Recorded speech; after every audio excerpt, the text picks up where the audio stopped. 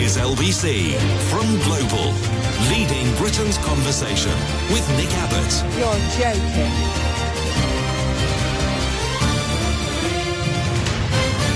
Well, let's get back to it. Yes, things are going to get considerably worse before they're going to get better. That is both the weather forecast and the economic forecast. And the political forecast as well. I mean, in Tory high command, they are pulling their hair out. They don't know what to do next. So they're going to strip this country for parts. A fire sale of land bought for HS2 north of Birmingham, wherever that is set to cost the taxpayer a lot of money. But first, let's do texts and tweets and such from last night. We'll wipe these up so we get a nice clean slate from which to bounce forward. Jack texts, as the Americans would say, I want my tax dollars back. They would say it like that as well. I want my tax dollars back. Unless there is a full and frank explanation and audit of where they've been spent, says Jack. He ain't no ding-a-ling. Ron says, one Tory positive, they've decimated the NHS to the point where getting a doctor's appointment is like a game show. It's quite exciting. You lose. You get nothing. Good day, sir. Tom says, here's something good the Tories have given us, the ULEZ. Weird that this is then something that they want to distance themselves from. Almost like they want to make sure we know that they don't want to do anything positive for us as a society. Anyway, loving the show as always, says Tom. That was from last night. He hates this show so far. I mean, not much. It'll be great when it starts. What time's it on? Yeah, that was Bodger's idea. Yeah. Wait a minute. And since he had that great idea, and since Grant Shapps, who was the actual Transport Secretary for a while, can you believe that? No. Yeah. And after he'd fixed all transport in this country, he went to, I have absolutely no idea. Just as long as he's not Secretary for Defence. It's like musical chairs over there. I mean, if he was Secretary of Defence, can you imagine? At least you wouldn't tell Vladimir Putin to shut up and go away. Or suggest that we mount cannons on cows. Because apparently we're in want of tanks. Blimey, it's like being in a comedy show. You know, one of those unfunny comedy shows. Like Mrs. Brown's Boys, for instance. Has anybody ever laughed a single solitary second to that programme? Why is it still on? It's just a bloke dressed as a woman saying the F word in an Irish accent over and over again. How is that even a thing? Anyway. Chris says... Well, anyway, to finish that thought, Grant Shapps insisted on the ULEZ and the ULEZ expanding as a precondition to fund the Transport for London, TfL. But anyway, and, since then they've called it a Labour tax on the motorists, part of the war on cars. Well, they tried the war on woke and that didn't really get them anywhere, so now they're going with the war on cars. How's that going, Fishy? Oh, fabulous. Chris says, absolutely everything has gone up, except two things, wages and happiness. HAPPY-ness, definitely not gone up. No, I'd say it's gone down. That's right, absolutely everything has gone up. I mean, I've only just got used to a pint of beer being £7. What? Yeah, and now it's more than that. 2 pints of lager, 15 quid. And you don't even get a packet of crisps for that. How is that possible? It's just water with alcohol in it. Booze. Lawrence says, I'm not a ULEZ dingling, I'm a Blade Runner. I'm like Harrison Ford, but with a pair of scissors and some steps. Yeah, a Blade Runner. How did they get that nickname, by the way? Because a Blade Runner, that is Harrison Ford out of Blade Runner. And he's, an actual real-life hero. Spoiler alert, he gets to punch that other bloke in the face in the dismal follow-up. And it happens right at the end of the film. Blade Runner 2, whatever it's called. And that bloke who just stares out of the window, just doing nothing for about 2 hours in that film. God, it's absolutely excruciating. But right at the end, Harrison Ford got to punch him in the face. Best part of that film. But trust me, it's not worth waiting the 2 hours to get to that point. What's his name? The bloke that Harrison Ford punches in the face. Quite right, too. Can't remember. Anyway, it doesn't matter. Don't watch that film. That's my best advice to you. Not Blade Runner. That's a great film. Blade Runner 2, whatever they called it. Blade Runner 2023, something like that. Anyway, those people who go around snipping the wires that go into those ULEZ cameras, they seem to think that there's something super heroic about it. Not really, no. By the way, are you adding to the top or the bottom? Add the messages coming into the bottom, because otherwise it makes my page jump up and down. But you know me, I never complain. Whinging and whining and moaning. Chris says, no, he's still going on about it. Absolutely everything has gone up, except two things, wages and HAPP-winers. Hey, Chris. Stop whining. Kirsty texts, not that one, surely. A different one. Oh, no, I just woke up. Can you please start the show again? Yeah, well, let me think about that. No. Okay. You can start the show again. As soon as it's finished, it gets stuck up the internet as a podcast. Did you know that? Oh, yeah, definitely. It's available on Global Player. If you haven't got Global Player, it's free, as in for nothing, from globalplayer.com. It's also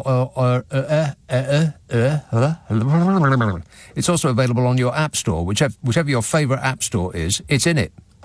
In it. Chris texts, Nick, a first-class stamp costs £1.25. What? £1.25 for a stamp. He says, I think the plan is to rip off the poor and keep them poor. In fact, all of my bills are higher now than 2 years ago. Energy standing charges are ridiculously high, but my income has gone down, but I'm sure it's all Labour's fault, as the Tories would say. Yeah, they would. That does seem like a lot of money, £1.25. But if you think about it, it's actually not bad. I mean, if you are of if you are the type of person that actually sends letters, does anybody send a letter anymore? No. No, it's just bills. But if you absolutely had to, and it was from where you live to a place many, many miles away, would you not give £1.25 to a person to go and do that for you, as opposed to you getting in your car or getting on, like 6 buses or waiting for a train that's not going to arrive because of a light sprinkling of rain? Of course you would. £1.25. It's not that bad, actually, when you think about it, considering the service that is involved. Stop complaining. Tristan says, the Beatles epitomised your point on taxation perfectly in the song Taxman with these lyrics. If you drive a car, I'll tax the street. If you try to sit, I'll tax your seat. If you get too cold, I'll tax the heat. If you take a walk, I'll tax your feet. Yeah, didn't it go something like 1 for you and 19 for me? I'm the taxman. Something like that. Rock and roll!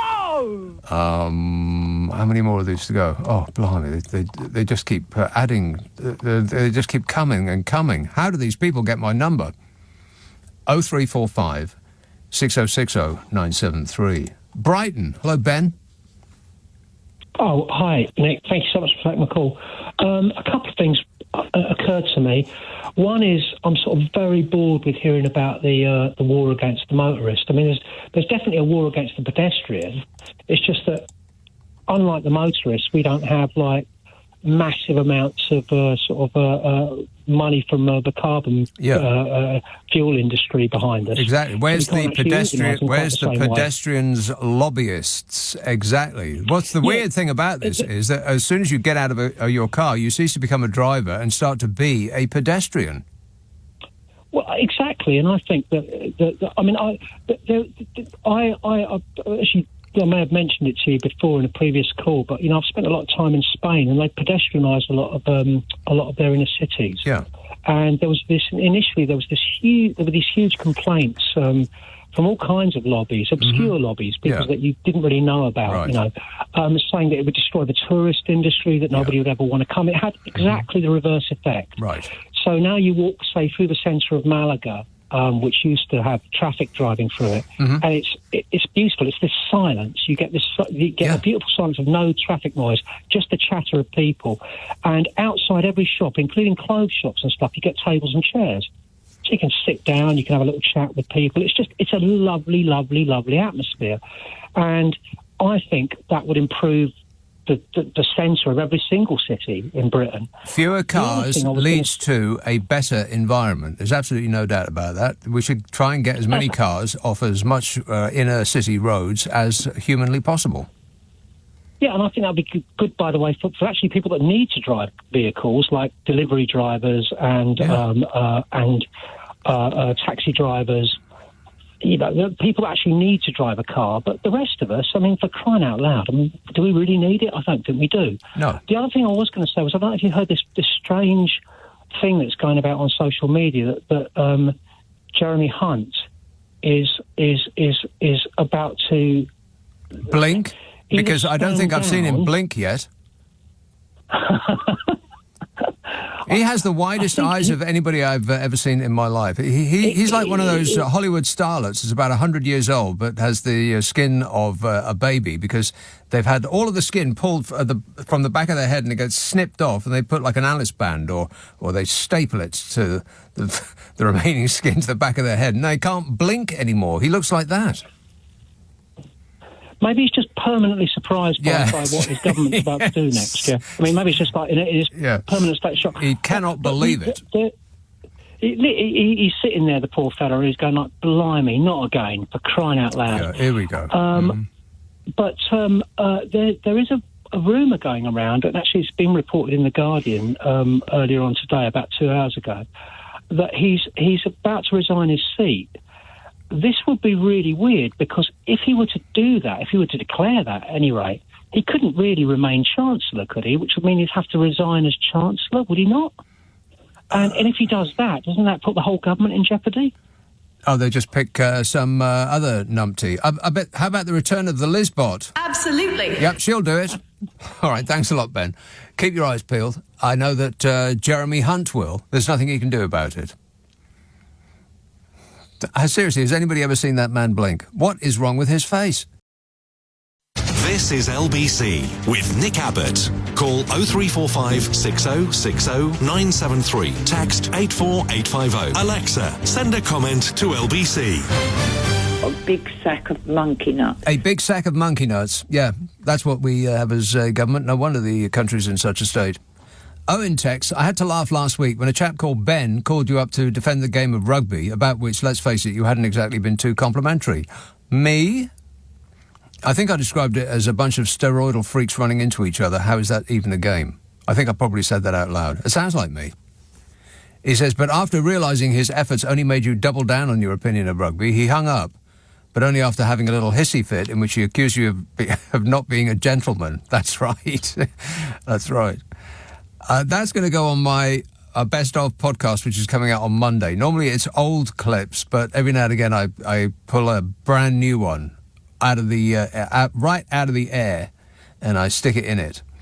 So I think I'm going to put that one in it. And the call that came immediately before that, I can't remember what it was, but I remember that I made a mental note to clip it out and stick it on later. So that'll come out on Monday, the podcast called The Nick Abbott Habit. It's a half an hour of concentrated amusement. I think you'll love it. Anyway, he says he had a little hissy fit, accused you of not being a gentleman. I mean, I was gobsmacked, he says. I mean, who talks like that these days? Anyway, I heard an England rugby player being interviewed ahead of tonight's World Cup semi-final against South Africa. His name was Ben, and I did just wonder, says Owen. Oh, there was a game tonight of rugby? Boring! Please, don't tell me anything about it. Chris says, I have been trying really hard to think of something positive this government has done. I even asked my dad and came up with nothing. Sorry, I have failed you as much as they have failed us. Well, isn't that great? I did ask last night if anybody could think of a single solitary thing, and nobody came up with anything. A single solitary thing that this government has actually done that is positive, that has actually benefited the nation over the last 13 years. I mean, can anybody think of anything at all? And I know that the answer is no, because I've been through this before. Merthyr Tydfil. Hello, Jeff. Oh, hey, mate. Well, there you are. Hey, Here I am. Are you underwater right now, Jeff? Are you speaking to us from a submarine? It must have been raining so much where you are, because you in Wales and in Glasgow and, of course, in Ireland, the island of Ireland, then they get all the rain before the rest of us do. We appreciate that. Thank you for soaking it all up for us. After we spoke last night, the news had come through, Nick, that you have been proved correct, that there will not be an election next year. Right. You remember that? Yeah, Times said it's going to coincide with the election in America. That's right. I mean, I talked about that on this show last night. Perhaps you tuned out before that news came to my attention. But I went through it in great detail. Exactly. And you know what I thought? Because I can't divulge my sources, but some bloke on social media, was it that? Yes. No, in Scotland, do you remember when Nicola Sturgeon got done over for allegedly, because no charges have been preferred for fraud? Do you remember that? And do you remember the tent in front of the house? Yes. You remember as if there'd been a murder there, you know? Yeah. That was so weird. It was, right. Well, like they were going to find evidence on her front stoop. Well, now I've picked up a bit of information. During the time of that tent in front of the house, Nicola Sturgeon and her husband went to live with her mother. And when they came back after a week or two, whatever they did in the house, when she came back in, and Nicola Sturgeon's a tough cookie, isn't she? Yes. She was spooked. Spooked? That might be the operative word. Because everything in that house was perfectly left as she had left the house. Right. And she's meticulous. She got a thing about everything being in the correct I bet place. her doilies are just so. and I thought, you know what I thought when I heard the story? You know what I thought? I bet Nick Abbot doesn't know he's being followed. How does Nick Abbot know there won't be an election next year? How does Nick Abbot? I bet there are people watching you, Nick. Yeah, absolutely. I bet there's people actually listening to me right now. Hello, is this thing on?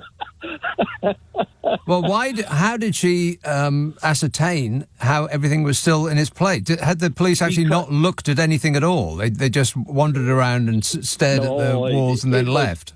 It was an MI5 job. They took photographs. Put everything back, right. Because I would imagine that Nicola Sturgeon's place is not like covered in dust. Each individual, like item. She'll probably have one of those clocks that has a wheel on it that goes around like back and forth. And instead of a pendulum, it has a wheel that winds one way and then the other way on a horizontal plane, and it's covered by a half-moon glass jar. Every single one of my aunties in Edinburgh had the exact same clock on their mantelpiece. I bet she's got one of those too. Well, I wouldn't be surprised, but I'm worried about you, Nick. You know, remember people were phoning in saying you were worried about going 20 miles an hour because it's about 4 cars behind you, threatening you. Well, it could be. You never know. I keep thinking that. Of course, I am completely unimportant, and I'm hoping I'm so insignificant that the regime just ignores me. But James O'Brien had better watch out. He better hard. I think he's making his escape this week, isn't he? He's withdrawn all of the money from his accounts. He ain't coming back.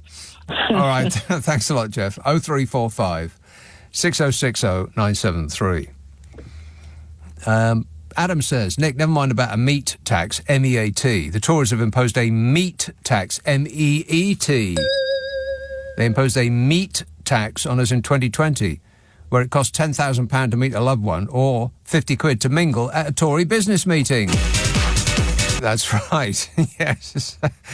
50 quid to, for a little bit of a mingle. Did you ever mingle, Bodge? I can't comment Can't comment on that. Blah, blah, blah, blah, blah, blah. This anonymous message says the term Blade Runner was suggested by William Burroughs. William Burroughs? Oh, no. Oh, well, in that case, I better not say another single solitary word about it. Because it's probably infested with rudery.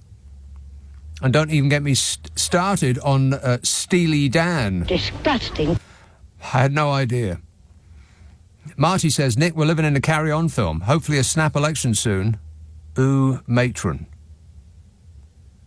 What does that mean? I mean, I do agree that we're living in a Carry On Britain film. Yeah, that makes sense. One of the ones in colour that wasn't funny. One of those films, yeah. And hopefully we'll have a snap election soon. Ooh, matron. I don't know what that means. Unless the snap part referred to knicker elastic. That's what he meant. This, also there's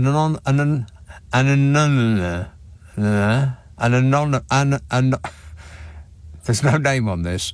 It says, hi Nick, it was my 60th birthday last week.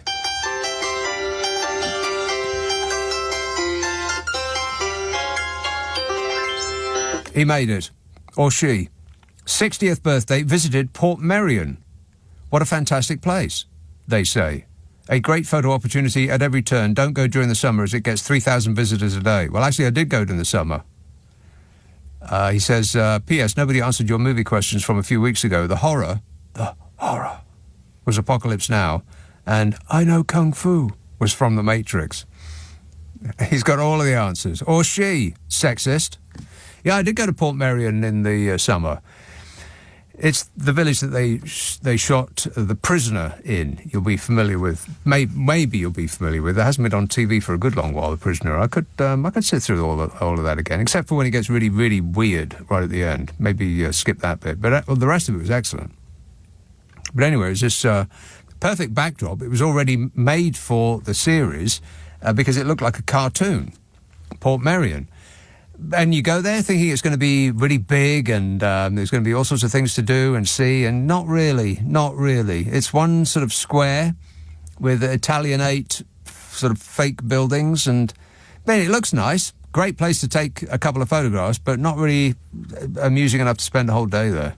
And in the summer, the queue for the sandwich and the coffee, good grief, just went on forever. But, I'm not one to complain. Whinging and whining and moaning. But, apart from that, not much. I found somebody's wallet. God, the effort that I went through to return that person's wallet. So I'm sitting there minding my own affairs. Da-da-da-da-da. And I looked down between my feet and there was a wallet sitting there. And is it possible to actually return a wallet based on the credit cards and the other information that is in that wallet? No, of course not. You call up a bank, and you might as well just speak to the seat that you're sitting on. They don't care. And so I looked at their driving license, and I couldn't figure any information out from that. And there was one piece of paper in there that was from a kindergarten. That's what they called it on this card. Like a school for children. And so I called them up. Have you ever heard of this person? They said no. Oh, God, I mean, I was there for about an hour trying to figure out where this person was based on the scant pieces of information that were inside this wallet. I was actually going up and down roads in this tiny little village trying to find somewhere that looked like the sort of the farm address that was on a piece of paper in this wallet. Hours I was trying to figure out who it was, and eventually I just gave it to one of the representatives of Port Merion, and I thought, is it actually going to get to them? Is the cash going to still be in that wallet? Let's assume yes, and then the world will seem like a better place. LBC with Nick Abbott. Call 0345 6060 973. Tweet at LBC. Text 84850. Everything is going extremely well. Yeah, you bet it is. Samantha says £1.25 first-class stamp, but not guaranteed. Not guaranteed what? I've never sent a letter anything else but special delivery, says Samantha, who must be a very special person. Richard says 1 gin and Sprite and a pint, $44.95. What? You're kidding. A gin and Sprite and a pint, $44.95 at Resorts World in Las Vegas. $44.95 for a gin and Sprite and a pint. Booze. $44.95. Blimey. It's a good long while since I was in Las Vegas. I went to Las Vegas last in 19... It must have been 1980 something. And that was before it became, what it is today. It was basically just one short strip, and it was not family friendly, not at all. And it sort of changed itself to try to, bring in the kids. And now it's got that amazing Wonder Dome that U2 played in, which I think it would be almost reason enough to go to Las Vegas. But 1 gin and a Sprite and a pint for $44.95, that's a reason not to go to Las Vegas. I'm convinced. 0345 6060 973. Jim says, what do you mean Mrs. Brown is a man? Transphobe? She's a woman. Just because she identifies as a man when she's not at home, that's her private life, says Jim. Well, I'm confused. And this message says, Jeremy Hunt is a distant relative of the late Queen. He doesn't really need a job. A distant relative of the late Queen, is he? Jeremy Hunt is a distant relative of the late Queen. Well, that makes him a distant relative of the actual real-life king, doesn't it? Well, how is he a distant relative? Cousin? And it doesn't mean he ain't got no... It doesn't mean he's got money just because he's a distant relative of the late Queen or a distant relative of the current king. My question is, why can't he close his eyes? He seems to be permanently surprised. I've never seen anybody with such tight skin over their face. It's a bit alarming, isn't it? Almost like he's been jerked back to life from a long period dead. Chicago, Stephen. Hello. Yes, sir. So I just wanted to congratulate you for your hard work last week trying to retrieve that wallet. I was in New York last week with my wife. Exactly the same thing happened to her. And about 4 hours later, we got a phone call out of the blue from somebody who'd retrieved it and managed to get it through the white pages. What are the white pages? So it's like the yellow pages for phones, only for personal addresses. For white people? Only for, well, any people, but just people rather than businesses, exactly. Right. You still have a phone directory? I didn't know it either until the person phoned and said, hi, is this Mrs. X? I've got your wallet. I just managed to work it out from your driver's license on the white pages and got it back to her about 4 hours later. Wow. Well, that happened in New York. In New York, in the middle of Manhattan. Well, if you can get your wallet back there, you can get your wallet back anywhere, eh? In all seriousness, I do wonder whether we still have the white pages in the UK where people look up, old phone numbers and stuff like that for people who still have old cell phones. Well, we call them, we used to call them they were the white pages. The yellow pages was for business, wasn't it? But I haven't seen a phone directory in I can't remember how long. I mean, apart from anything else, nobody has.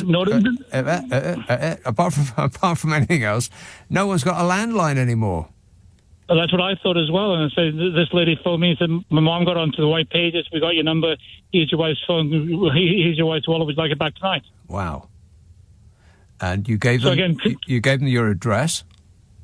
And she sent it back with FedEx and wouldn't take a penny out of it. We had to Venmo her the money to pay for the postage. Well, that's a good news story. You don't hear those many. I thought it was. And you gave it the old college try, trying to make it happen yourself, which I really impressed about it, Nick. So congratulations to you as well. Okay, well, I appreciate it. Thanks a lot, Stephen. Good news. There you are, you see. You wait long enough and you just might hear some. Good news stories. The world is in desperate want of more of that. Pauline says, Nick, Hunt looks like a beady-eyed rat on the hunt. Rishi, as I said before, it looks like an Easter Island statue, or now I think a piece of AI. Artificial intelligence. Affirmative. Like a robot. There is something a bit robotic about him. I mean, particularly when he is caught out in saying something that's not true. Liar! He just keeps repeating it over and over again, as though he cannot compute, as though he hasn't been programmed. It's exactly it, though. It's as though he hasn't been programmed to come up with saying something different to what he has already said.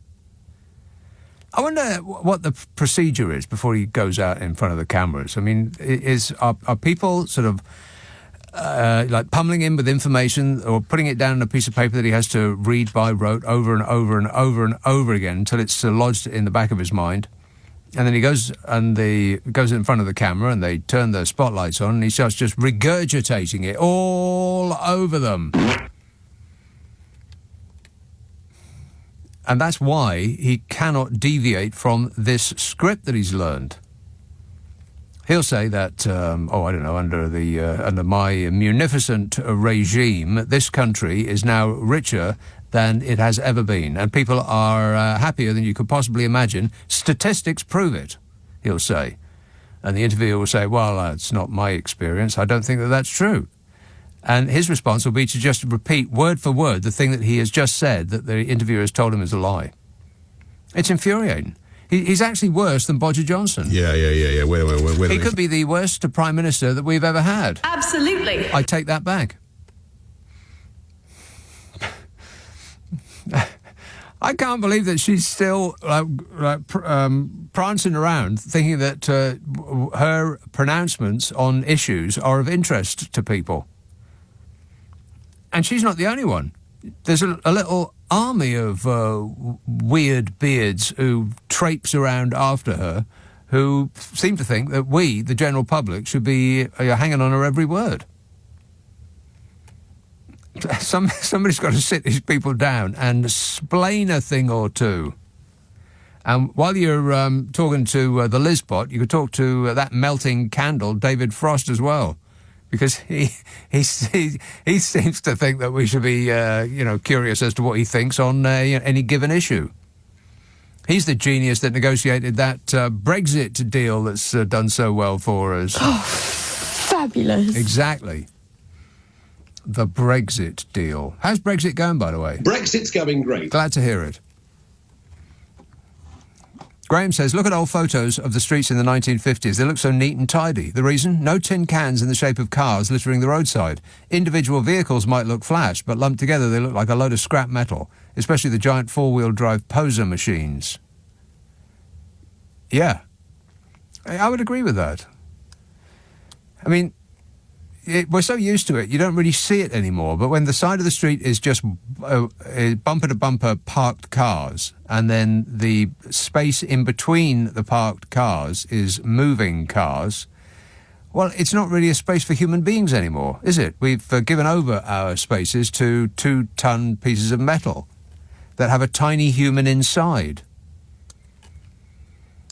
There was a fascinating advert a little while ago, and it was supposed to be an advert for cars, but it seemed to me to look like an advert against cars, because it had it was like a long shot of a road, and it had people moving on the road as though they were in a car, and it just looks utterly ridiculous. All of this space for these tiny little human beings, shuffling along to a great distance from each other, and it just made the entire sort of it about owning cars just seemed absolutely daft. And then along came a bus, and it was 20 people all moving as one in a relatively small space.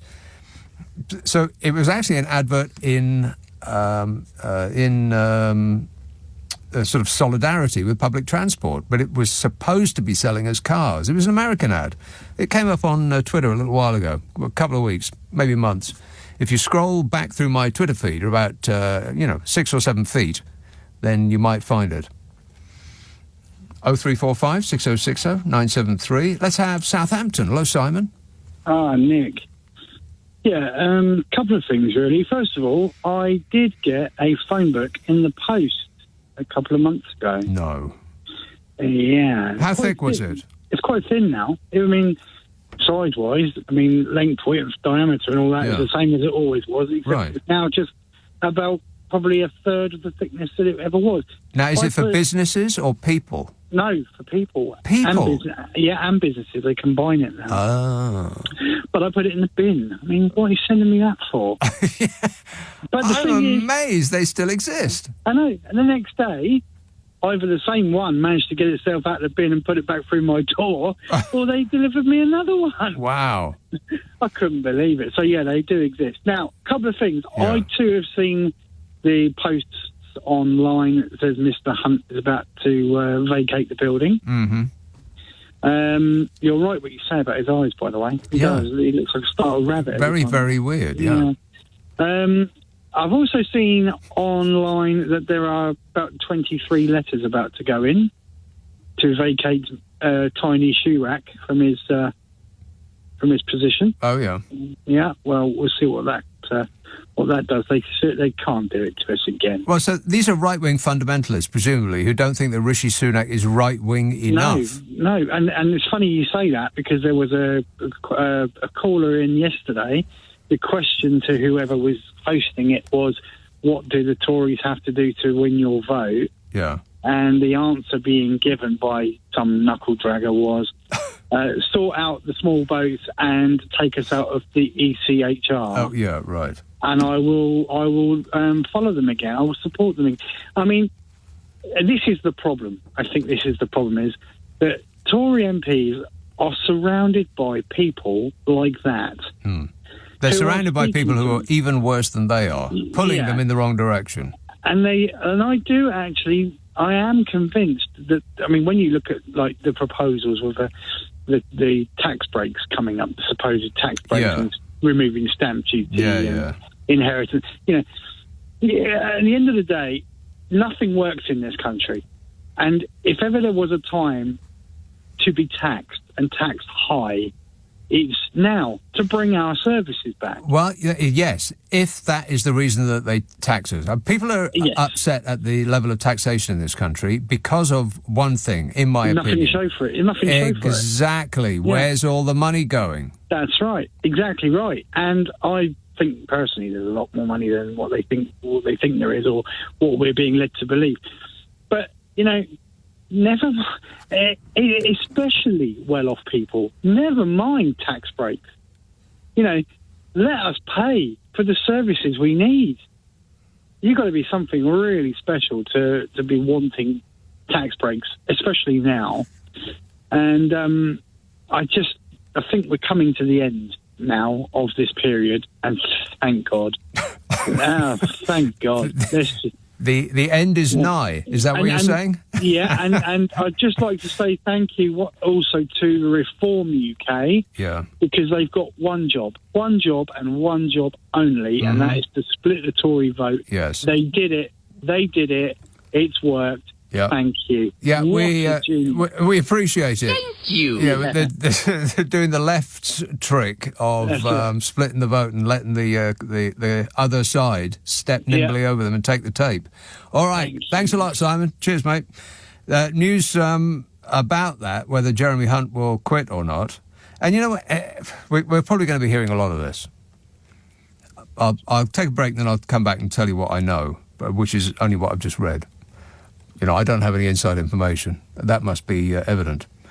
But from now on, whenever a Tory MP says, right, that's it, I'm leaving, they're not doing it because of moral grounds. They're not doing it because, they were questioning the direction of the government. They're doing it because they want to jump before the electorate fires them. They're doing it because they can see there's absolutely no way in hell that they're going to win their seat back at the next general election, and so they're leaving before being kicked out. But I'll come back and read you what Bloomberg says about the possibility of the wide-eyed Chancellor exiting. And if he wants to go, well, let's wish him all the best. Bye-bye. Yeah, not a moment too soon. Abbot on LBC. Call 0345 6060 973. What's he got to be depressed about? Tony in Southend says, I've been looking forward to your show. Bojo would claim his freedom pass was a triumph of the Tories. He even said, thanks to him, Elsie can stay warm when she can't afford her heating, thanks to his freedom pass. Yeah, poor Elsie. He's got to sit on the blooming bus all day long just to stay warm. And it's all thanks to the Conservative government. Thank you. Appreciate it. So Bloomberg says about the Chancellor of the Exchequer, headline, Chancellor Jeremy Hunt won't quit Parliament before the next election. It says Chancellor of the Exchequer Jeremy Hunt has no plans to step down before the next election. His spokesman said after the Observer newspaper reported that Hunt would resign from Parliament before the vote. With support for the Tories slumping after 13 years in power, Hunt was planning to step down before the election due by January 2025, rather than risk being voted out. The Observer reported, and then I can't read the rest of it because it's behind a paywall. I find that really deeply annoying. It's as annoying as there's so many streaming services now. You know, occasionally you want to read an article in Bloomberg, or you want to read an article in the New York Times or the Telegraph or the Hour Times and stuff like that. But you can't because you've got to subscribe to every single one of them. I find that really deeply annoying, don't you? It's like I want to see all sorts of things on, the Disney streaming, and I want to see things on Amazon streaming. I still haven't seen that Jeremy Corbyn, not Jeremy Corbyn. Bill! Jeremy Clarkson. Bill! The Jeremy Clarkson Farmer Show. I still haven't seen any of that because I'm not giving Jeff Bezos any money. He's got enough. He ain't getting no more of mine. And, there's stuff on Netflix you want to see, and there's things on Sky, and it just goes on and on. But you can't subscribe to all of those. There should be some sort of, I don't know, way of getting what you want without having to subscribe to stuff. I've subscribed to too many things already. Everything's a subscription now. Wine is a subscription. Razor blades. TV. Music is a subscription now. Although I do quite like that because, you can listen to anything you want without having to go out and actually buy it. So that part I do like. But it's all music. That's the key. One subscription gets you all music, everything. If I want to listen to the new Robert Glasper album, then I can hear that on the same subscription as I can to listen to the Eric Clapton Live at the Albert Hall box set that's just come out. Which is superb, by the way.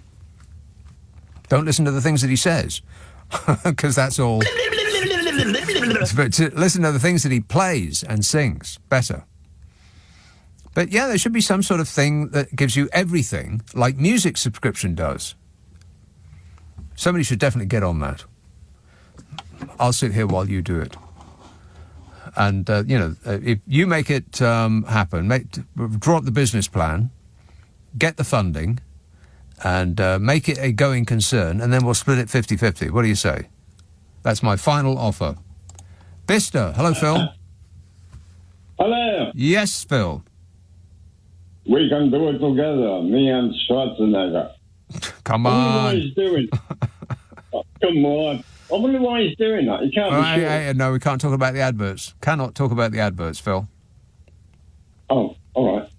I thought I'd get on with poor Rashid, the fish fryer, and the Encyclopedia West Yorkshire. Right. What I wanted to say really is that Liz Truss is coming to Bicester Town Council next week, and she's invited all the constituents down there for a little talk. Yeah? On what?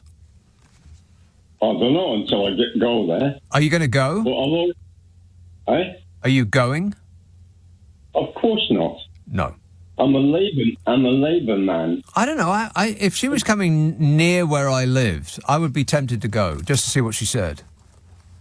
No, I was tempted to conceal all my silver, just in case she knocked on my door. Right. Well, that's probably. But anyway, that's probably a good plan. Yeah. Very, very sensible. But just the final thing. I know I haven't got much time, but did you see that interview between Richard Madley and Moran? The MP.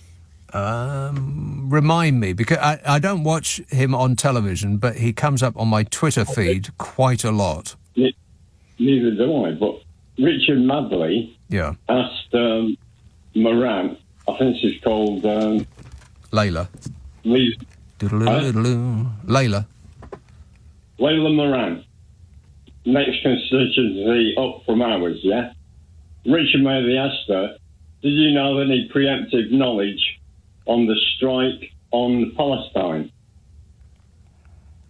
Yeah. And she sort of was aghast at the question. Yeah, what kind of a question is that? Yeah, what kind of a question is... And would I know? Exactly. She should have said to him... How do I know? Yeah, I couldn't agree more. All right, Phil, I've got to go because I don't know where that's going, but it's a place I don't wish to follow you to. Thanks a lot, mate. 0345 6060 973. Phil says, Nick, do you think that you should change your advice about eating the fish that are caught around our coast owing to the amount of sewage that they now feed on? Well, that is a good point, yeah. I mean, it's weird that we have some of the best fish in the world around our coasts. It's just that we don't like to eat it. We prefer to sell it to the Europeans and buy their fish, which is, white and tasteless. We love the taste of tasteless fish. We don't like the taste of fishy fish, like mackerel, and we can't wait to get rid of it.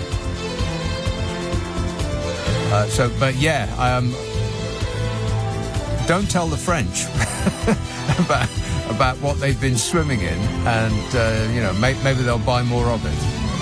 Good plan, Phil. On your radio, on Global Player, and Play LBC. Leading Britain's conversation. This is LBC.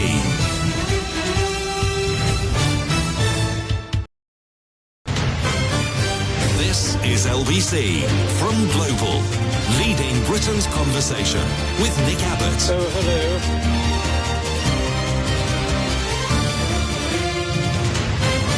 Anybody care what this guy thinks? No! William in Hamilton says, Nick, could the reason why the former Health Secretary Jeremy Hunt has a look of permanent surprise could be due to a lodged suppository inserted by disgruntled health unions for revenge for not getting a pay rise? He looks so surprised. Maybe they didn't take it out of the packet. Sydenham. Hello, H. Hi, Nick. H. Hi. I'm surprised they put me through. Why? I'm about to find out. Uh-oh. It was quite weird because I'm quite radical, but they put me through because I'm quite off because I was upset that England lost. They lost. Well, I didn't watch it, but I saw it in passing, and from what I saw, they were up about 60 minutes in. I was singing at a choir at my, I'm in a choir in the Catholic Church, and I was singing, and when I got back, and they were up, and I was happy for once, because I usually don't support England, and I was happy. Happy. And then they lost. Yes, and I was upset. And you're not singing anymore. Oh, I was upset, but I thought it was God's way of saying, let New Zealand and South Africa play the final. Really? God inserted himself into a rugby game, did he? That's what I thought. Right. And that's what I think. Yeah. Well, it's probably for the payback for all the sins of the government of this once great nation. Yeah, that's what we get. Of everything, going back to this Israeli. No, not on this show. Maybe tomorrow, but not on this show. We're not doing that on this show. No. Okay. I just cannot get on board with rugby. I've tried to watch it. It just doesn't look like anything to me. It's just too stop and start. I don't like stop and start sports, which counts out all American sports right off the bat, to use a sporting metaphor, and rugby is like that. I just can't get on board with it. It's not as bad as American football. No, nothing is as bad as that. I don't understand American football. I don't like it, but I do like rugby. But I don't usually support England. Why not, though? Why not? Because I am, I don't know, because of all the sins that they've done. I'm English. I'm a black Jew. Right. So okay. So we had it coming. You know, this rugby loss. No, well, you did. Well, I wanted them to win tonight, and what is that they saying? Didn't. Yeah. And they didn't, and I'm sorry. Maybe next time around, then urge them to lose, and maybe it'll result in success. All right, thanks a lot, H. 0345 6060 973. Rich in Blackpool says, 1 pint in the Mirage Hotel in Las Vegas, where we stayed, was $15. What? $15 for a pint. They don't even sell pints in America, do they? So I'm guessing it was something less than a pint. $15, including tax and a tip. Oh, tip. Wow. I mean, I haven't been to America in a good long while, but when I was there, I did feel as though I was like a walking cash machine. Everybody wanted some money for doing something, especially if you stayed in a hotel. I mean, you got the guy who tips his hat to you on the way in, and then there's the person who takes your luggage up to your room. Even if you don't want them to do that, they do it. And then they stand around in your room while you're fishing around, funny money, trying to figure out, trying to get something small enough to give them, but not too small, mind. And it just goes on and on and on and on and on. Tips. He says $44.95 at the Resorts World, including tax and a tip, which is about 36 quid. This is the average price on the Strip now. Weird, because when I was in Las Vegas, like I said, it was a long time ago, I got the feeling that they were giving stuff away in order to get you to walk into their casinos. Because that's where they, that's where they earn their money, is you placing all of your entire house on black, and it comes up red. Despite the fact that you had a really strong feeling that it wouldn't. Yeah, and they were giving stuff away. All you can eat, $3.99 at the buffet. And, as a kid, which I was pretty much when I went there last, that was an enticing prospect. You starved through breakfast, because I wasn't staying in a hotel. I was staying in a motel that had a bullet hole in the door. That's the level that I was at. But you go down to the Strip, and it wasn't anything like it is now. It was just, I wonder if they still got it, that cowboy, neon cowboy. That was about the most visible thing on the Strip then. I mean, it was just nothing at all. It had pretty much remained unchanged since the 1970s. But everything was being given away. Come in here and we'll get you good and drunk. Booze. Because, if we'll get you liquored up, then you'll be more inclined to lose all of your money on our tables. But I would run in the opposite direction. If going into a casino, they charge you $15 for a pint. That doesn't seem to make sense to me at all. But I suppose they know what they're doing. I mean, it might not be run by the mafia anymore. Absolutely. But they do know about money. No question about that. Redbridge, Labid. Hi there. Hello there. Yes, sir. Thank you very much for having me on this evening. £15 for a pint is incredibly steep. Can you believe that? Very sorry for you there.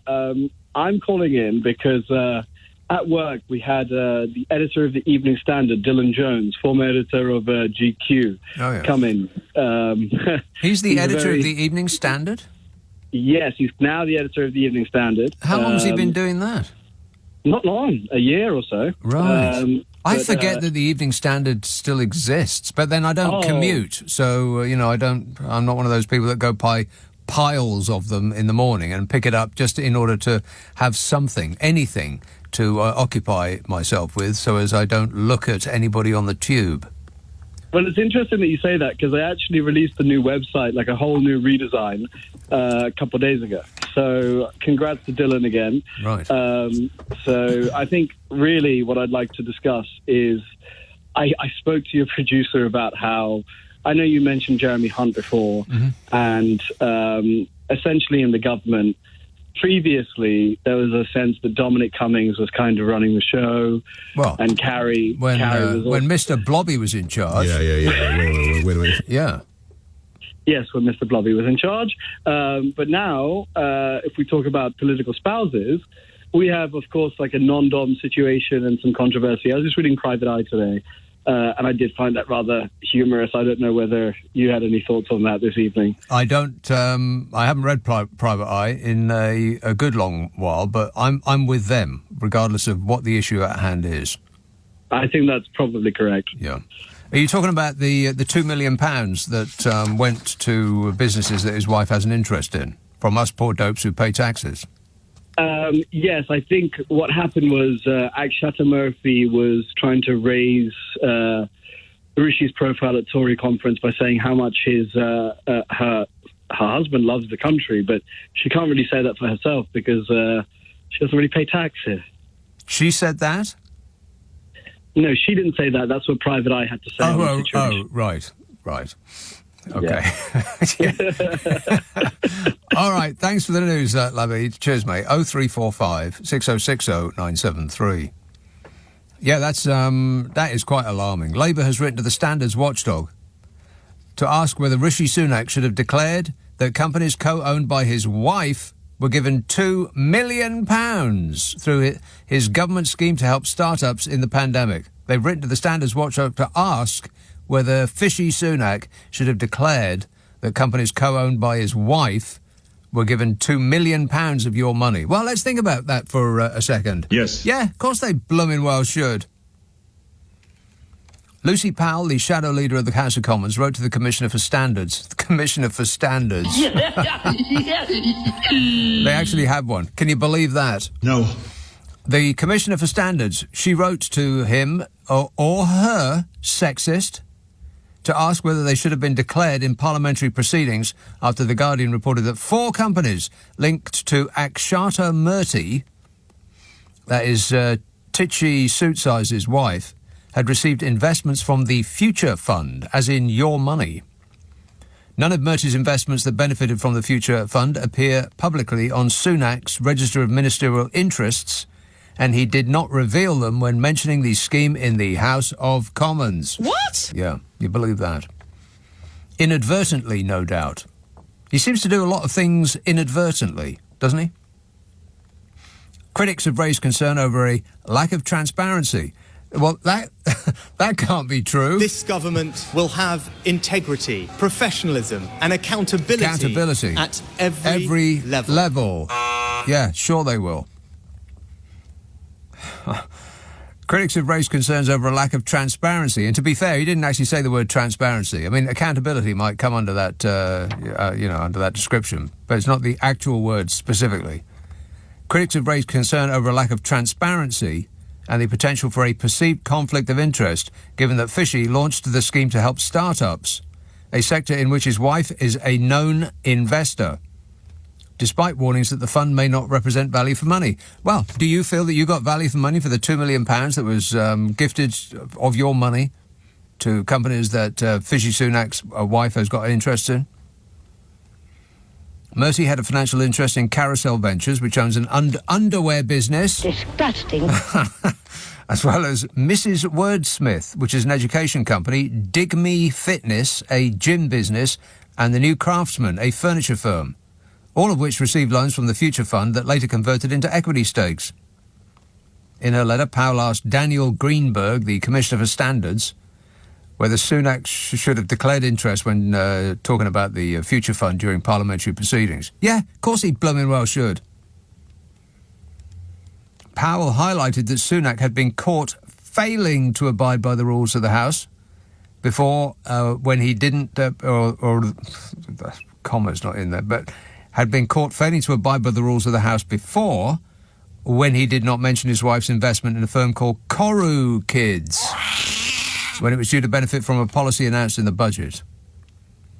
The public will rightly be concerned by conflicts of interest given the Prime Minister set up a £1 billion future fund to help startups against civil service advice, and then 4 companies linked to his wife benefited. Nothing to see here. Please move along. The government spokesman said Labour are showing their true anti-business colours. Yeah, that's right. It's anti-business to ask where our money has gone. Just close your eyes and open your wallet. The government will do the rest. Leading Britain's conversation. Nick Abbott. Alexa, send a comment to LBC.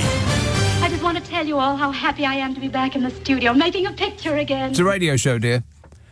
This message from a person in Bromley, Ashling, says, the other day my friend asked me if I was from the north of Ireland or normal Ireland. I despair at the teaching of British-Irish history in this country, says Ashley? I've got no idea. I despair at the teaching of British-Irish names. I'm pretty sure that A-I-S-L-I-N-G, I'm pretty sure that at least half of those letters aren't pronounced. They're silent. Gloucester. Hello, Sarah. Hello, Nick. Sarah. Lovely to speak to you. How are you doing? I'm fine, thank you. Great, yes. mate. What's up? Before I get on to why I was really calling, I just want to say that I think your show is absolutely brilliant. Fridays and Saturdays, I never miss it. Well, thanks, Sarah. It's the highlight of the week for me. Well, I appreciate it. Thank you. Anyway, the reason I'm calling, really, you mentioned about you called it the Dome in Las Vegas, but it's the Sphere. It's called the Sphere. Sphere, yeah. It's not actually a sphere, though, is it? Because it's not completely round. It's like a half a sphere. Yeah. I know.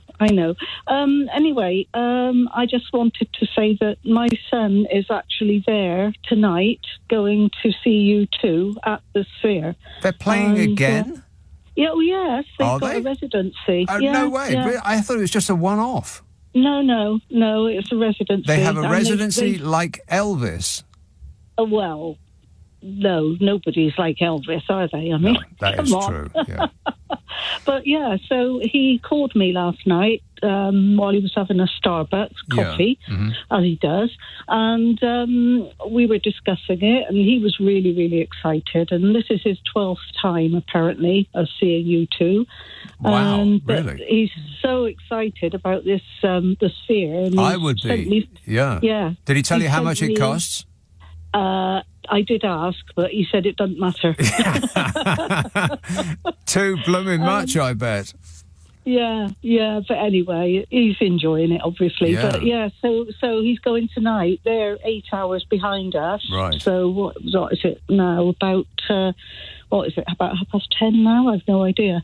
No, I can't do maths. No, more than that. No. Yeah. Anyway, so yeah, he's not there yet, but he will be going later on. But I just wanted to also say. Oh, no, first of all, I was going to say that he sent me some photographs and some videos and of the Sphere from the outside, and it was like an emoji. It was moved, like a smiley face. Oh, yeah. And it was blinking and smiling and, It's an incredible thing. Moving. I mean, they suggested building one in London, but where they were going to build it was right opposite where people live. And I can understand that they would be upset at that because I think the developer said, well, don't worry, I'll give you blackout blinds. But it must be one of the brightest things on earth, and you really wouldn't want that outside your flat, would you? No, but I really night. hope that they find somewhere to build it, because I would go to that frequently. Yeah. It is amazing. But also, we were discussing last night, we were talking about, he was saying it's expensive there now. And I said, well, when I went with your father back in 92, we only stayed a couple of nights there. And we were, like you say, we were going into the casinos. Yeah. And we were having breakfast, and they served steak and eggs for breakfast, and it was like really dirt cheap. Yeah, like $1.99, something like that. Yeah, you could have a really good breakfast for like next to nothing, because they wanted you to go in. They didn't want you to leave. Exactly. That's right. Yeah. Exactly. But we were going in there at like 8 o'clock in the morning, and there was people already in there with buckets of money. Yes. They give like a bucket of money. I bet they weren't there first thing in the morning. I bet they were still there from the previous from night. The night before. Yeah, you're probably right. Because there's no windows. There's no windows in casinos, are there? They don't want you to know what time it is. They just want you to keep sticking your money in the machine and on the table. Yeah. But they were sitting on these stools with these buckets of money. Yeah, I've seen that. These, oh my God. Yeah, like robots. They're essentially like robots. Affirmative. Yeah, they're just sitting there doing the same thing over and over and over again, just feeding all the money from a bucket of change into the machine, which didn't look like fun to me. No. Kind of looked it's desperate. Just an addiction, isn't it? Yeah, an addiction really? is exactly right, yeah. So how much money did you lose, Sarah? Me? Yeah. I didn't go on it. I didn't do it. You didn't gamble at all? No, I'll tell you what I did. I allowed myself $10. $10. Well, we weren't very well off at the time. You know, we spent all our money to go. Yeah. And well, like you say, it used to be a great place. It used to be a great place to go if you did not have any money, because the food was that they were giving it away, and so they were giving away booze. Exactly. But it doesn't seem to be like that anymore. No. Well, my son said when I told him that, we used to go and get breakfast really, really cheap, steak and stuff. Yeah. And he said, "Oh, those days are gone now." Long gone, Mum. Yeah, that's right. That's what he You said. want to quiz him more on how much his U2 tickets cost, Sarah? I bet it's. I bet he spent $1,000. I wouldn't be surprised. Yeah. Although I did say to him, "Where are you sitting?" And he said, "Oh, we're in the nosebleeds." Yeah, well, I think that's the best place to be from the videos that I've seen, because you don't really want to be near the band, because who wants to look at Bongo and the Hedge? Not very interesting. But the further away you are, the more you can see the screen. Oh, well, that's it. Yeah. You All have right. to Well, watch it on the screen. don't let him off the hook there, Sarah. Demand to know how much it costs. All right. I will. Okay. Cheers, my dear. Ta-da. Okay. 0345 6060 973. Craig says, Jeremy Hunt used to be the richest man in the cabinet, being worth £14 million. How things have changed. He'll soon be eligible for universal credit. Yeah. Why is Moneybags Fishy Sunak doing that job? I haven't had a convincing answer yet. Why is he doing that job? It can't be very much fun for him, because he's not very good at doing it. I mean, there's nothing about the job that he is good at. He isn't good with normal people. He isn't good glad-handing the proles. He doesn't command the stage. He doesn't look like he's having fun when he is reading a speech. People yell at him in the street to the extent that he goes everywhere by plane, so he doesn't have to meet anybody. There's nothing about the job that he is good at, and there's nothing about it that he looks like he's actually enjoying. Whereas Bodger... Yeah. Wait a minute. I mean, he was a giant, catastrophic clown show, but at least he was good at the, the showbiz part of it. In fact, that was the only thing that he was good at. The paw! All that. But Titchy suit size, he ain't good at that. He's not good at any of it. He seems to be uniquely unmatched to his position. So why is he doing it? Curious. Aren't you keen to find out? Strange. Greg in Leeds says, Nick, I had a cheesy Scotch egg on the drive home from the night shift this morning, which resulted in a dream where I was a producer for a radio breakfast show hosted by Chris Tarrant and Jimmy Savile. Going to swerve that from now on, says Greg. Well, that's just good advice. Don't have a cheesy Scotch egg last thing at night. Or ever, in fact, would be good advice.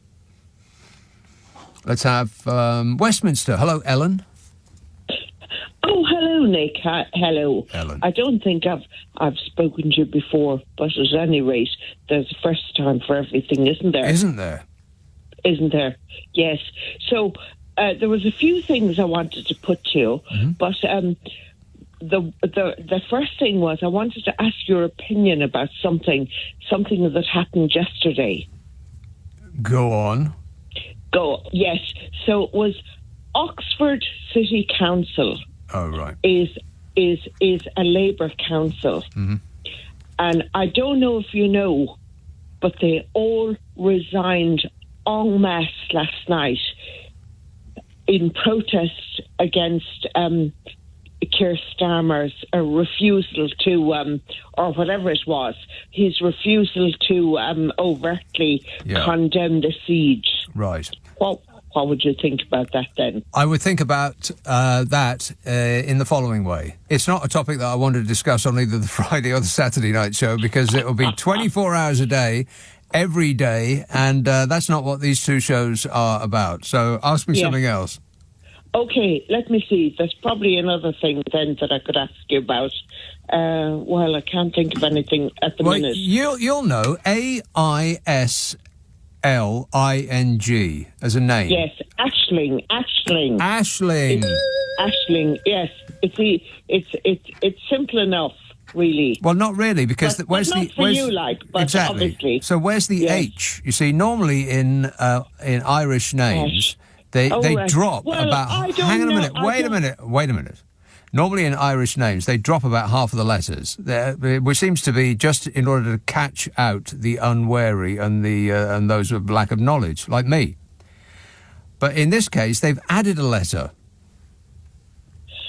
Yeah, they do. Well, I don't know about the phonetics of it and all the grammar and everything. Mm-hmm. And we had to study it until I was 17.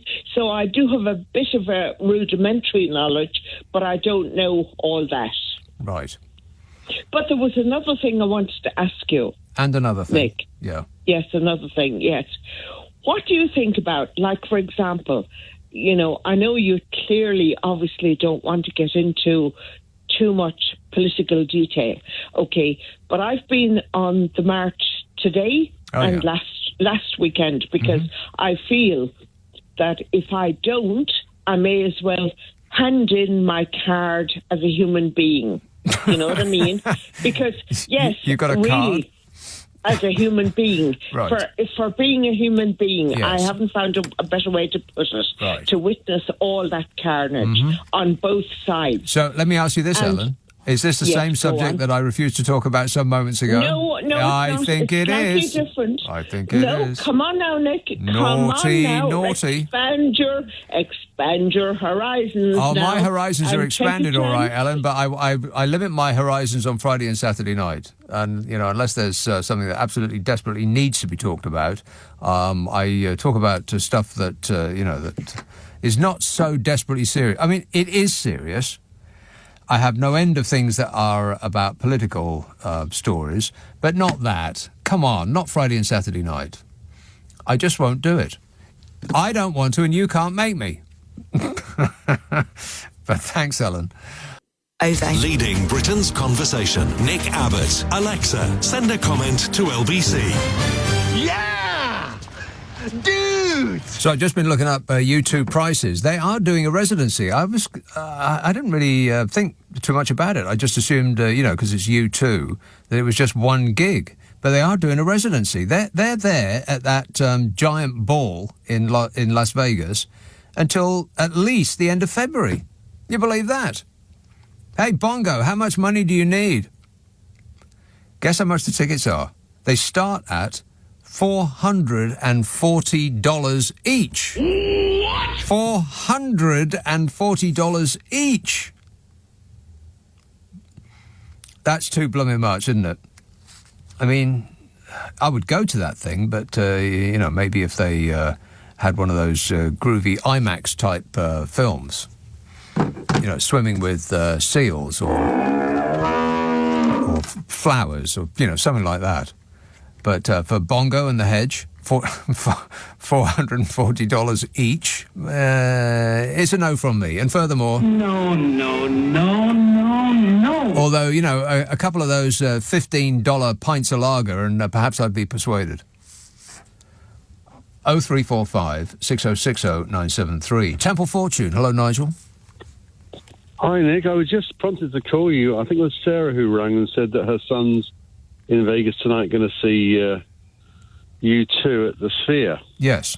Well, we also have a home in Vegas, and I was just saying to your co-worker who took my telephone call that U2 did an impromptu concert in the streets back in September to launch their residency at the Sphere. It lasted for 15 minutes where they sung their new song, Atomic City. It was quite amazing, really, to think you walk down the street and all of a sudden they're going to start to sing for 15 minutes. It was quite remarkable, really. Was it in LA that they did The Streets Have No Name, or was it in Las Vegas? I think it was LA, wasn't it? Yeah, I think it may be. I honestly don't remember, but we were going out for dinner with friends, and part of the street was closed off, and I said to the cop, what's going on? He said, you're never going to believe it. He said, but you two are going to do an impromptu concert. And there's about 7,000 or 8,000 people there, because if it was advertised, it'd be about 200,000 people, you can imagine. Well, exactly. If the alternative is $440 a seat, then so stand aside. Yeah, so they came on the back of an articulated truck, and it rolled along the street, stopped. They did their concert, and that was it. It was quite remarkable. But the Sphere is, I think, the most remarkable thing I've ever seen as a building. It is incredible. And what's interesting, I think you said you've been to Vegas yourself once before.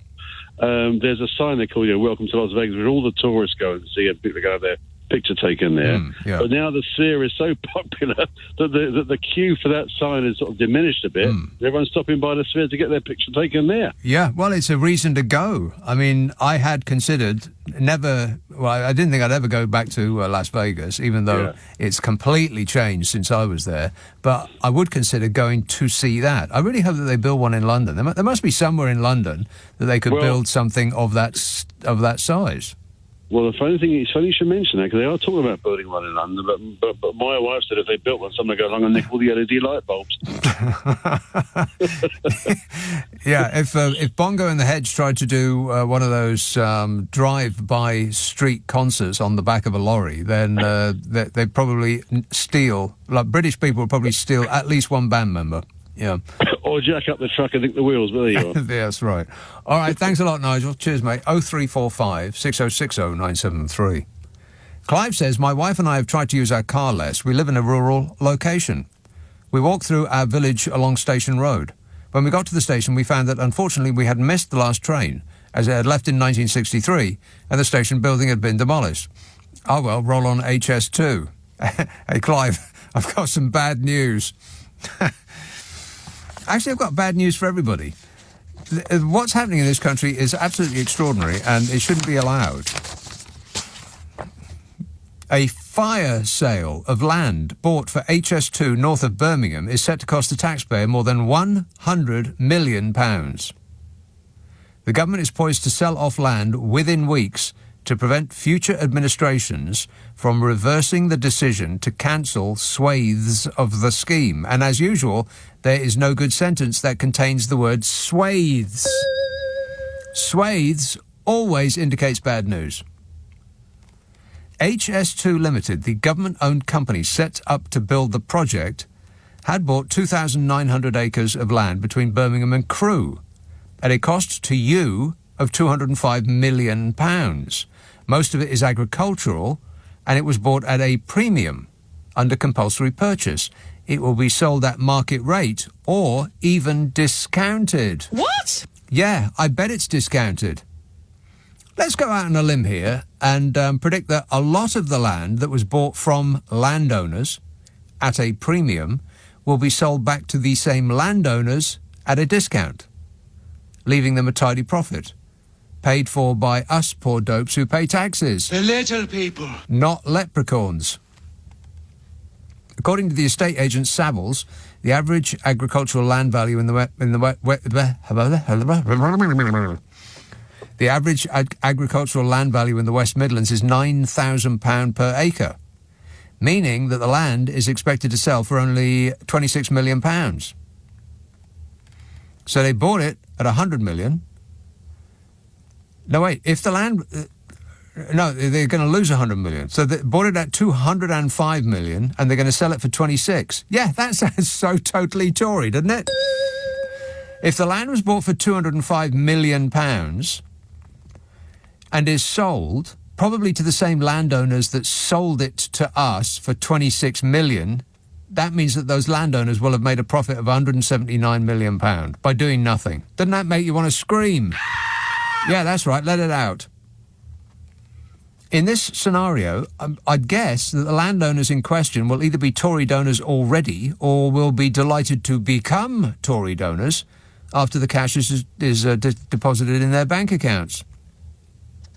Don't listen to that Martin What's-it off the telly who tells you to switch bank accounts and you make £10. That's rubbish. Simply donate £10,000 to the Conservative Party and you'll make millions.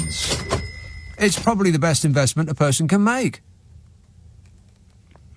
HS2 has also bought 184 buildings on Phase 2A, which is between Birmingham and Crewe, which will probably also be sold.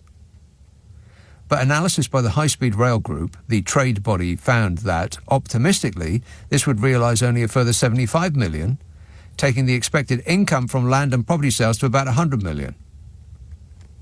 But, of course, that doesn't take into account a possible change of use that the Tories could fast-track through planning to make it possible for a developer, let's say a Tory donating developer, to put up huge, and here comes that word again, swathes of identikit charmless houselets before where there were only fields.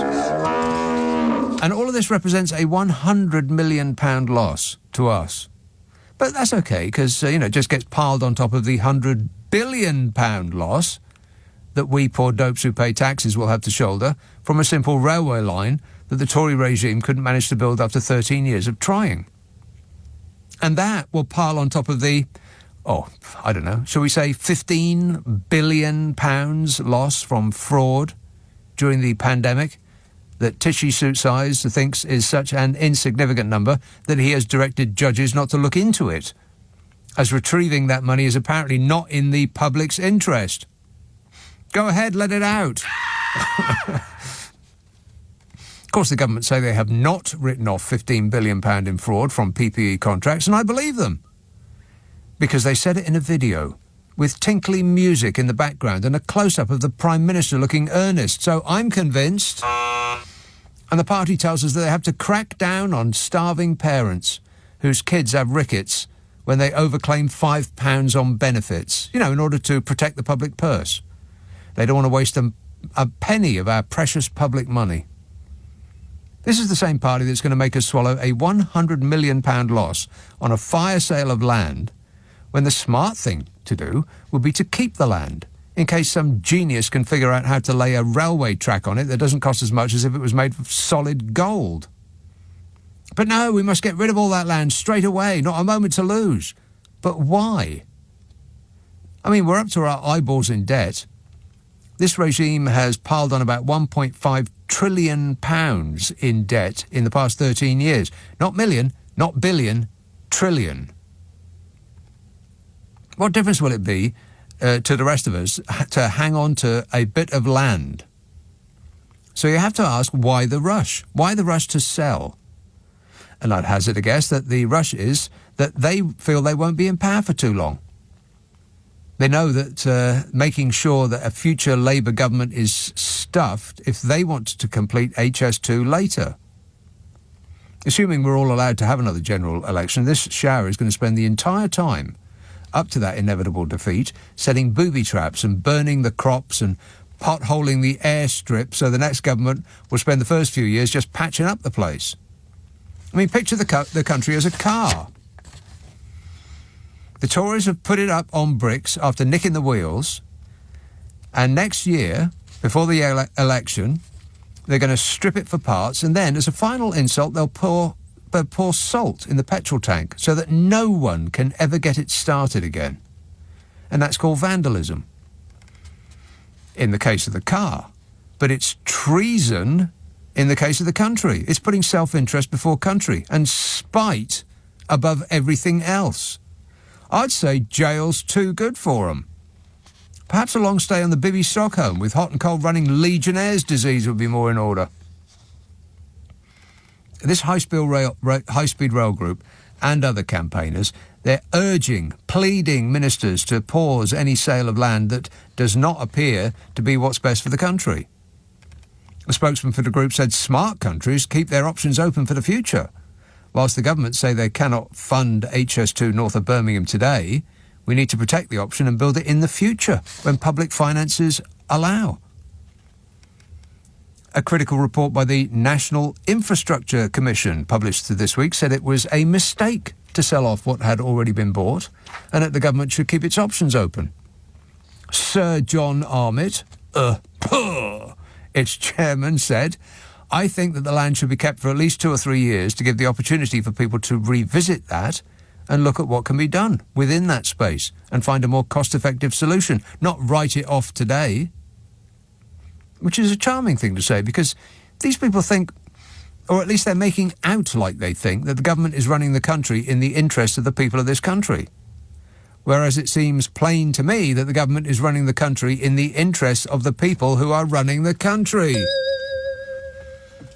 What an absolute shower, eh? This is LBC with Nick Abbott.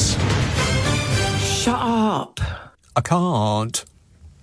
Catherine says, "Hi Nick, my parents recently used their telephone directory to find the address for someone in their street to help a delivery person when the parcel she was trying to deliver only had the customer name and the road name with no door number. The delivery woman was Eastern European and was shocked that they had a directory with people's names and addresses in it." Yeah, that does seem like a security fail, doesn't it? It's the kind of thing you wouldn't want your name in. What, they know my address now? On the other hand, it does mean that you your name is in a book. So there's that. Fame at last. Prague. Hello, Ian. Oh, hi, Nick. How are you? Good, thanks. Just on what you pointed out about Rishi Sunak, about how he looks very kind of dejected and not really into the job. I think we took his word that he gave back his green card, but I actually don't think he did. I think he would just 10 times wish to be in California right now. I just think he's tired of the job and secretly hopes he loses. But the other thing about Vegas, there was just one point. It's changed so much. When you went, gambling was the main industry, so you were getting those subsidized prices, and now it doesn't actually make a lot of money because it's been there's gambling in almost 45 states with different casinos, mostly in Native American territories. So it doesn't actually generate that much money through gambling. It's because of bands like U2 and other things that they actually make money now. So you can't get your £1.99 steak anymore. Right. Yeah, it's an entertainment centre now, isn't it? Where it used to be, and that was a very conscious decision. You're right. They wanted to bring in families rather than just men on like stag do's and business meetings. Exactly. So when you went, their idea was, right, we need to just get them packed in the casino. Yeah. Whilst now, it's more about getting in the entertainment. It's actually, I was just saying to your researcher, it's fundamentally different. There's a lot of homeless people, a lot of problems that Vegas has in the actual city. So it's very different. If you're living in Pennsylvania and you want to go gambling, you can just go to the casino down the road. You don't need to go all the way out to Vegas. So that's a change. Okay, interesting. All right, thanks a lot, Ian. And on the subject of Fishy Sunak's green card, it don't make no never mind. He can go wherever he blooming well likes. He's a billionaire. Billions of pounds are the currency that's accepted everywhere.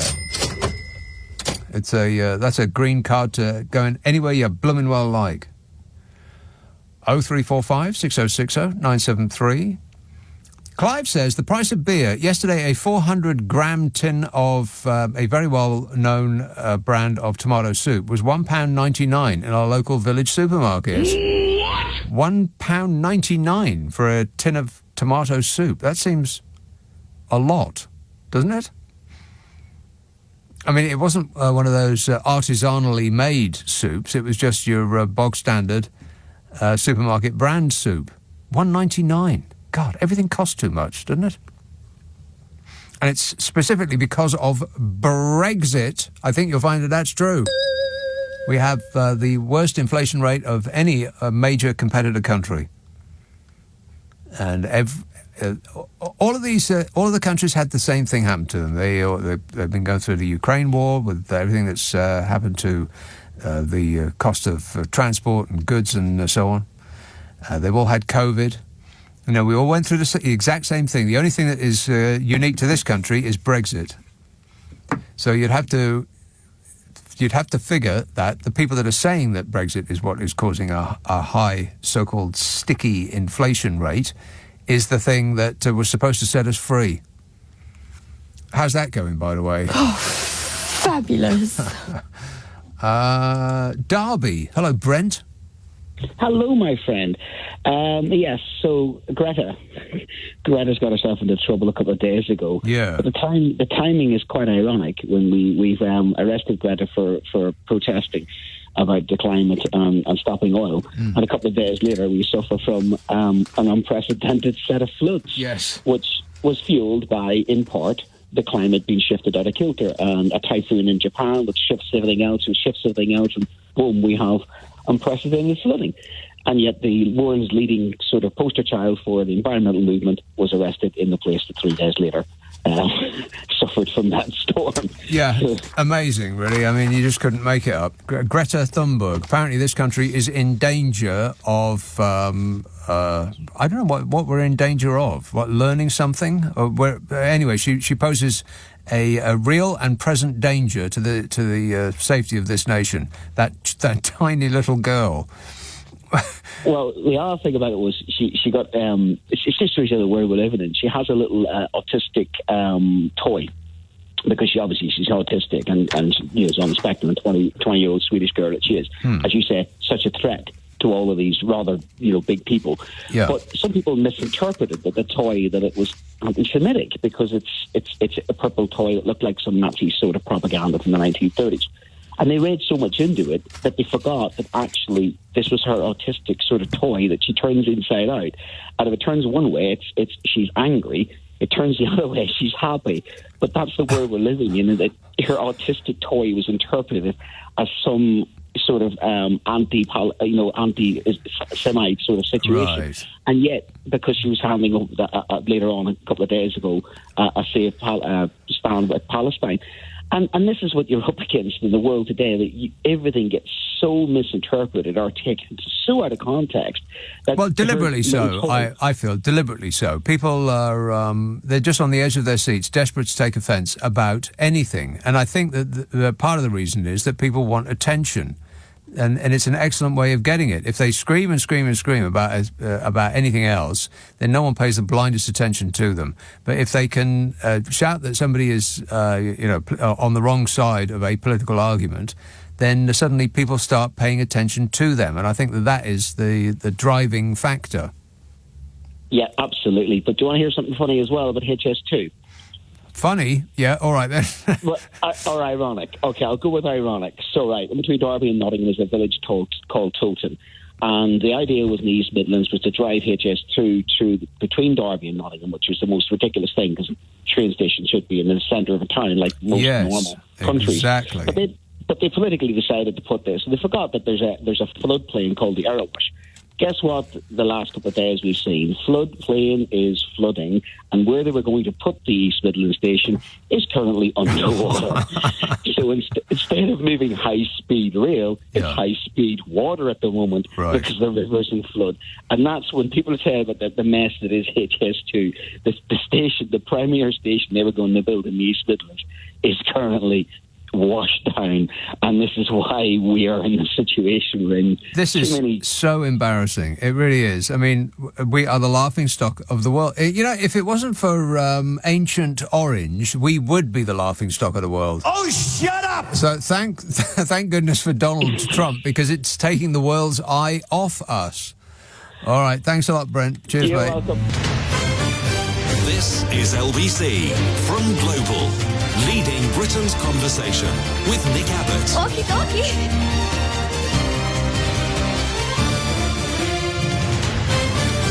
And remember, darling, I don't work before 10 in the morning and never after 4:30 in the afternoon. Those are my strict rules. It's in my rider. Kerry says Rashi is probably PM because of the prestige and respectability that it bestows on the family and the business doors that it opens through the contacts that he'll meet, that he otherwise would not have necessarily had access to. It's about future-proofing the family name and fortune. Well, if there's one thing that I know about people who've got a giant stack of money, is that it's never enough. Weird, really. It's like some sort of sickness. The more you have, the more you seem desperate not to lose a single solitary penny of it. I mean, for crying out loud, he's worth about £1 billion. You couldn't spend that much money if you tried in 10 lifetimes, and still they want more. I don't get it. Like, I really genuinely do not get it. But that is probably one of the reasons that I will never be a billionaire. That and, I don't like work. I don't count this as work. It's just talking. Literally anyone could do it. Portugal. Mark. Hear me? That's right. Yes, Mark. Oh, Nick, sorry, that was a bit sudden. Yeah, Nick, I just want to say... Mark, are we on speakerphone? No, I've got my earphones in. Ah. I thought that was good. Is that no good? Okay. We'll just struggle through. Go ahead. An ecstasy of fumbling. Is that any better? Yeah, not really. Carry on. Oh, well. You've been asking the last few weeks, what have the Tories done good in the last 13 years? Yes. And I met an English... I'm in the middle of Portugal, in the mountains, in a village. Mm-hmm. I met another English fella also in Portugal, in the mountains, in my village. And I said to him, what's the best thing the Tories have done in the last 13 years? And can you guess his answer? Brexit. Starts with B, ends with T, 6 letters. Yeah, Brexit. This is an English guy living in Portugal. Some people have got different brains, man, to me. Yes. Yeah, don't make no sense to me, no. No, that's right. And rugby... I wasn't very good at it, but I did enjoy playing it at school. I was kind of out on the wing and someone throws you the ball and you grab over that ball and you run like hell down the wing. I mean, it was kind of good, you know. Well, I preferred not showing up and going to the cafe around the corner and saving up my money and with the lads and having one coffee for 2 hours and pretending we were cool and play that funky music White Boy on the jukebox. Rock and roll! Oh, you're a bit younger than me, but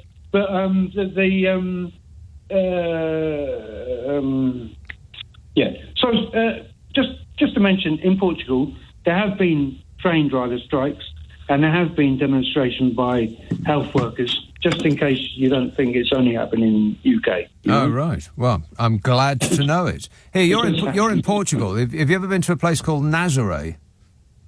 We're going to go there day after tomorrow. Is that right? Yeah, because my mate, I've got a friend visiting from France, and he wants to go and see the waves. Yes, precisely. Yeah, I've always wanted to go and see the waves, and then I watched a program on TV. It's a series that's on Sky called The 100-Foot Wave. Have you seen that? I haven't. No, go on. It's excellent. It's 2 series long. It's of big wave surfers. And it really is tremendous, and I recommend it to anybody. It's called 100-Foot Wave. Even if you're not remotely interested in surfing, it's all about Nazare, and I've seen so much of it on TV that I feel like I've actually been. So I'm striking it off my holiday list. We were looking at a couple of YouTube films of surfers at Nazare, and I'm thinking, that looks lovely, but leave me out. Leave me out, yeah, exactly right. Yeah.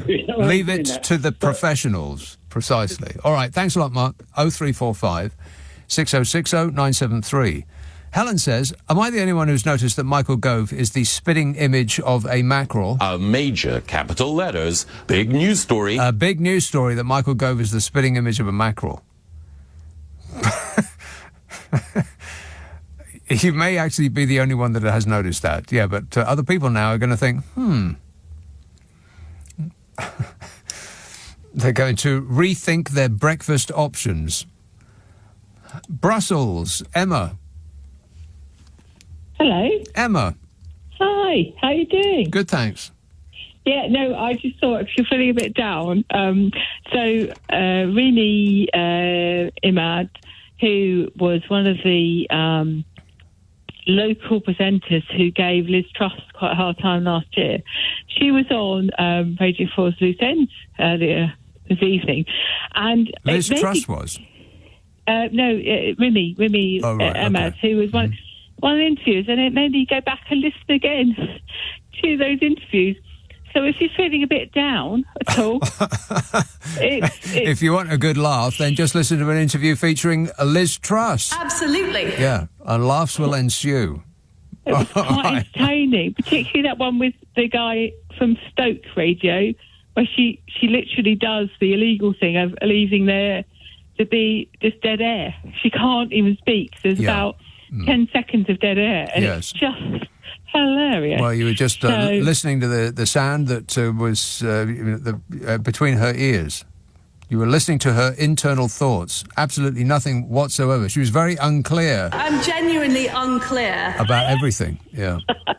And then, I suppose, just as a corollary, our current Prime Minister obviously has not heard those tapes and did the same thing this year.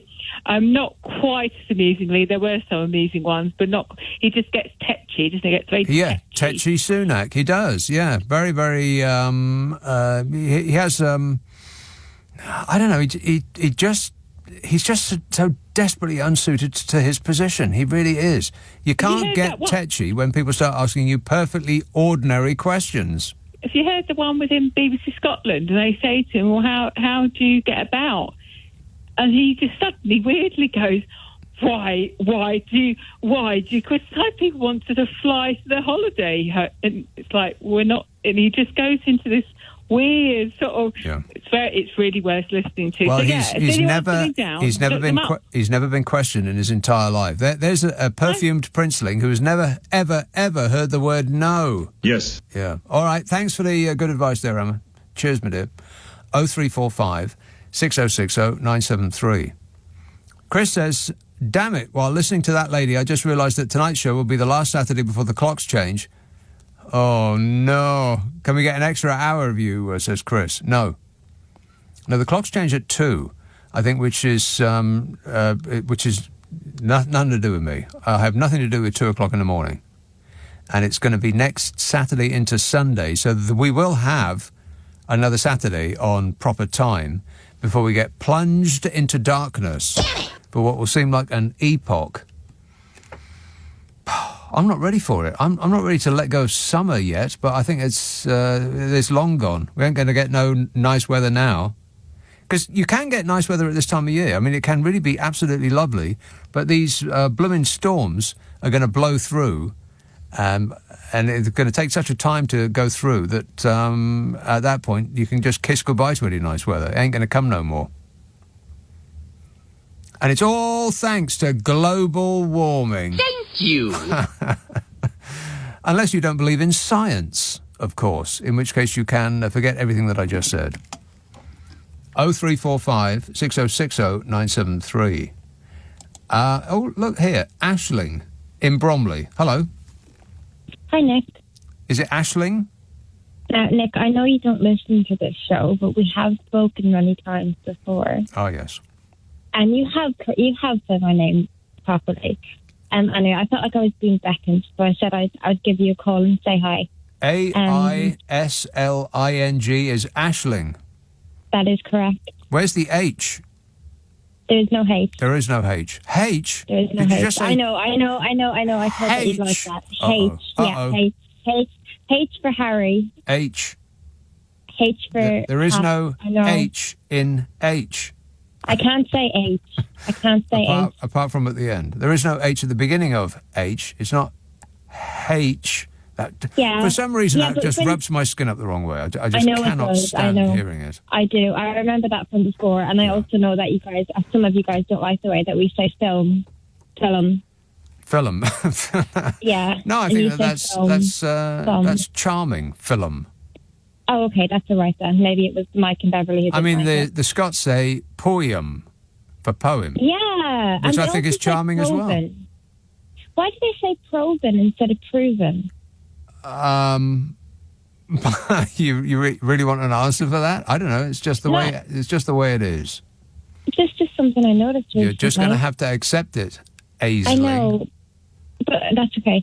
But you know, when we teach kids how to make their sounds when they're doing H, they blow like they have to usually kind of on a mirror to make the sound, Yeah. and then that's You have to steam up anyway. the mirror. Yeah. H. Yeah. But that's the wrong way of doing it. You shouldn't have to steam up the mirror because H wouldn't steam the mirror up. H would do that, and that's the because wrong it's way to H. say it. But it's not the wrong way to say it. It absolutely is the wrong way to say H. H is Okay. not right. It's H. Okay, but what do you put on your head when you're cold? Meat. Yeah. Right. Okay. Right. Let's leave the H then for now. H. I have to agree with you completely about Sunak's motives. By the way, I get very confused as well. It really bothers me not knowing. I'd almost prefer to have Liz Truss because at least you kind of know why she's there. At least you know why she kind of wants the job to a degree. Yeah, I mean, if Liz Truss was still at number 10, at least we'd know where she is. Exactly. There's something very anyway. Yeah, because otherwise she yeah. might pop up at any moment. Imagine how upsetting that would be. Completely. But yeah, I wanted to say thank you for making me laugh tonight. It's the first time I've laughed in a few weeks, so thank you. All right, well, I appreciate that, as Aisling. always. Thanks very much. Thank you. Leading Britain's conversation, Nick Abbott. Alexa, send a comment to LBC. Yes, hello. I've been waiting for you. Hello. Sue says, I have kept the very last Yellow Pages book printed. It reminds me of normal life before technology. Normal life. Yeah, that wasn't too long ago. You know, I tried to get into Instagram. I think I've uploaded 2 pictures so far. I think I have. I can't actually get into whatever my feed is. I've got absolutely no idea what I'm doing with Instagram. I managed to set up an account, and then it took me about a week to get back into that account. So I'm a complete newbie, and I've got no idea what I'm doing. But I tried. And the moment that I got in, I was talking to Carol McGiffin about that on a podcast that we do. Oh, right, yeah. Yeah, I do a podcast with Carol McGiffin. Oh, right, yeah. Yeah, it's called What's Your Problem with Nick and Carol? The idea is that we try to solve people's problems. And we do set each other off quite a lot. I mean, we just laugh all the way through it. And if you wish to be amused, then I think it will be right up your alley. There's funny stuff. We're almost done 200 of them, which just is amazing to me. 200 hours up there, almost. And the podcast is called What's Your Problem with Nick and Carol? But I'm mentioning that because I was talking to her about Instagram, which she's been persuading me to get on. And I immediately thought, this is the most addictive thing I've ever seen in my life. It took me about 10 seconds to come to that conclusion because it was just wasn't what I thought it was going to be. I thought it was going to be just a lot of pictures, but it's videos. It's all videos. Here's a video of somebody who's got an amazing way of folding shirts. And here's a video of somebody who has got an amazing way of cleaning your the grout on your bathroom tiles, and it just goes on and on and on like that. And each one you think, oh, that's, really? Wow, okay. Didn't know that.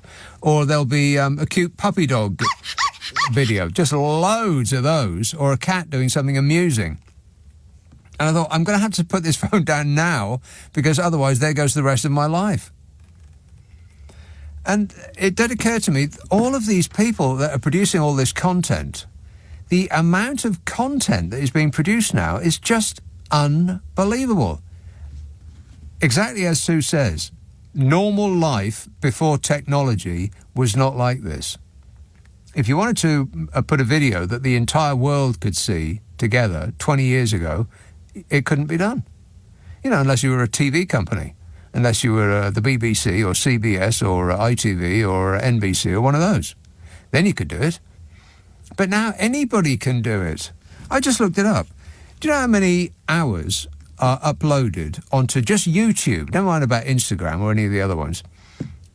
How many hours of videos are uploaded to YouTube every day? Do you have any idea? Have a wild stab. I'll ask my glamorous assistant. Have a wild stab in the dark. I've heard that it's actually more than the first 90 years of the BBC's existence. Is that a number? I couldn't have I don't even think a number that big exists. Well, he's right about that. On average, more than 100... Oh, this can't be right. Surely not. 150,000 new videos are uploaded to YouTube every minute. What? Every minute. That's 330,000 hours of video content every minute. Blimey. I'd better get started then. I'll never finish that lot. That's ridiculous, isn't it? So, yes, Sue, things have changed beyond all recognition, and we don't use the yellow pages anymore. I'm amazed that that even exists. 0345 6060 973. Let's have, who's been waiting the longest? I'll be totally fair about this. It is Nottingham. Hello, Helen. Hello, Nick. Are you well? I am great, mate. Not the reason I rang in. I was just listening to you talking about social media, and Yes. I just chuckled because I've got a 17-year-old, and I tried to get into the whole Instagram, TikTok, Yes. Snapchat. Yeah, it doesn't work, Nick. Don't bother. No. It's a minefield. Yes. It's YouTube, however, I can spend hours on that. But it's all the same. It's all just a giant waste of time, isn't it? It's like, back in my day when we used to watch soap operas. It were grand when I were a lad. Grand. Yes. Yeah. YouTube's a bit like that for me. It's like, ooh, I'm watching a bit of a soap opera. Yeah, now, the operative word in the sentence you just used is bit. You watch exactly. You watch a bit of something, and I listened to. I can remember this. It was a couple of years ago. I hadn't really done any of this. I hadn't started streaming music or anything like that, and I decided to. Oh, all right, then I'll listen to some music on YouTube. And you don't listen to music, you just listen to a bit of music, and then your eye goes down to the, if you like that, you'll like this column, and before the track's even finished, never mind about listening to an album, before the track's finished, you select something else, and you listen to a bit of that. And then an hour later, you haven't listened to a single whole track of anything, and the entire experience has been completely unsatisfactory. You've just nailed YouTube. Yeah. Oh, dear. Anyway, I hope you don't mind. The reason I rang in was on the back of your question of this evening around what the Tory government have done for us and all the rest of it. Oh, yes. I was initially listening as an NHS worker thinking, well, I could give you a list of what they haven't. Mm-hmm. And then you had a caller from Portugal who said, oh, well, they'll say, they did Brexit. Yeah. So I have a question, and this is to anybody who voted Brexit, believes in Brexit, still thinks it's a good idea. My question is this. As of today, and you have to answer this question without using the following words: Putin, Ukraine, or COVID. So whatever your answer is, you can't use those words. Mm-hmm. How is your life any better? Freedom. Yes. You missed a word out. I'm sorry. You fail this game. You get nothing. All right. Thanks a lot, Helen. 0345 6060 973.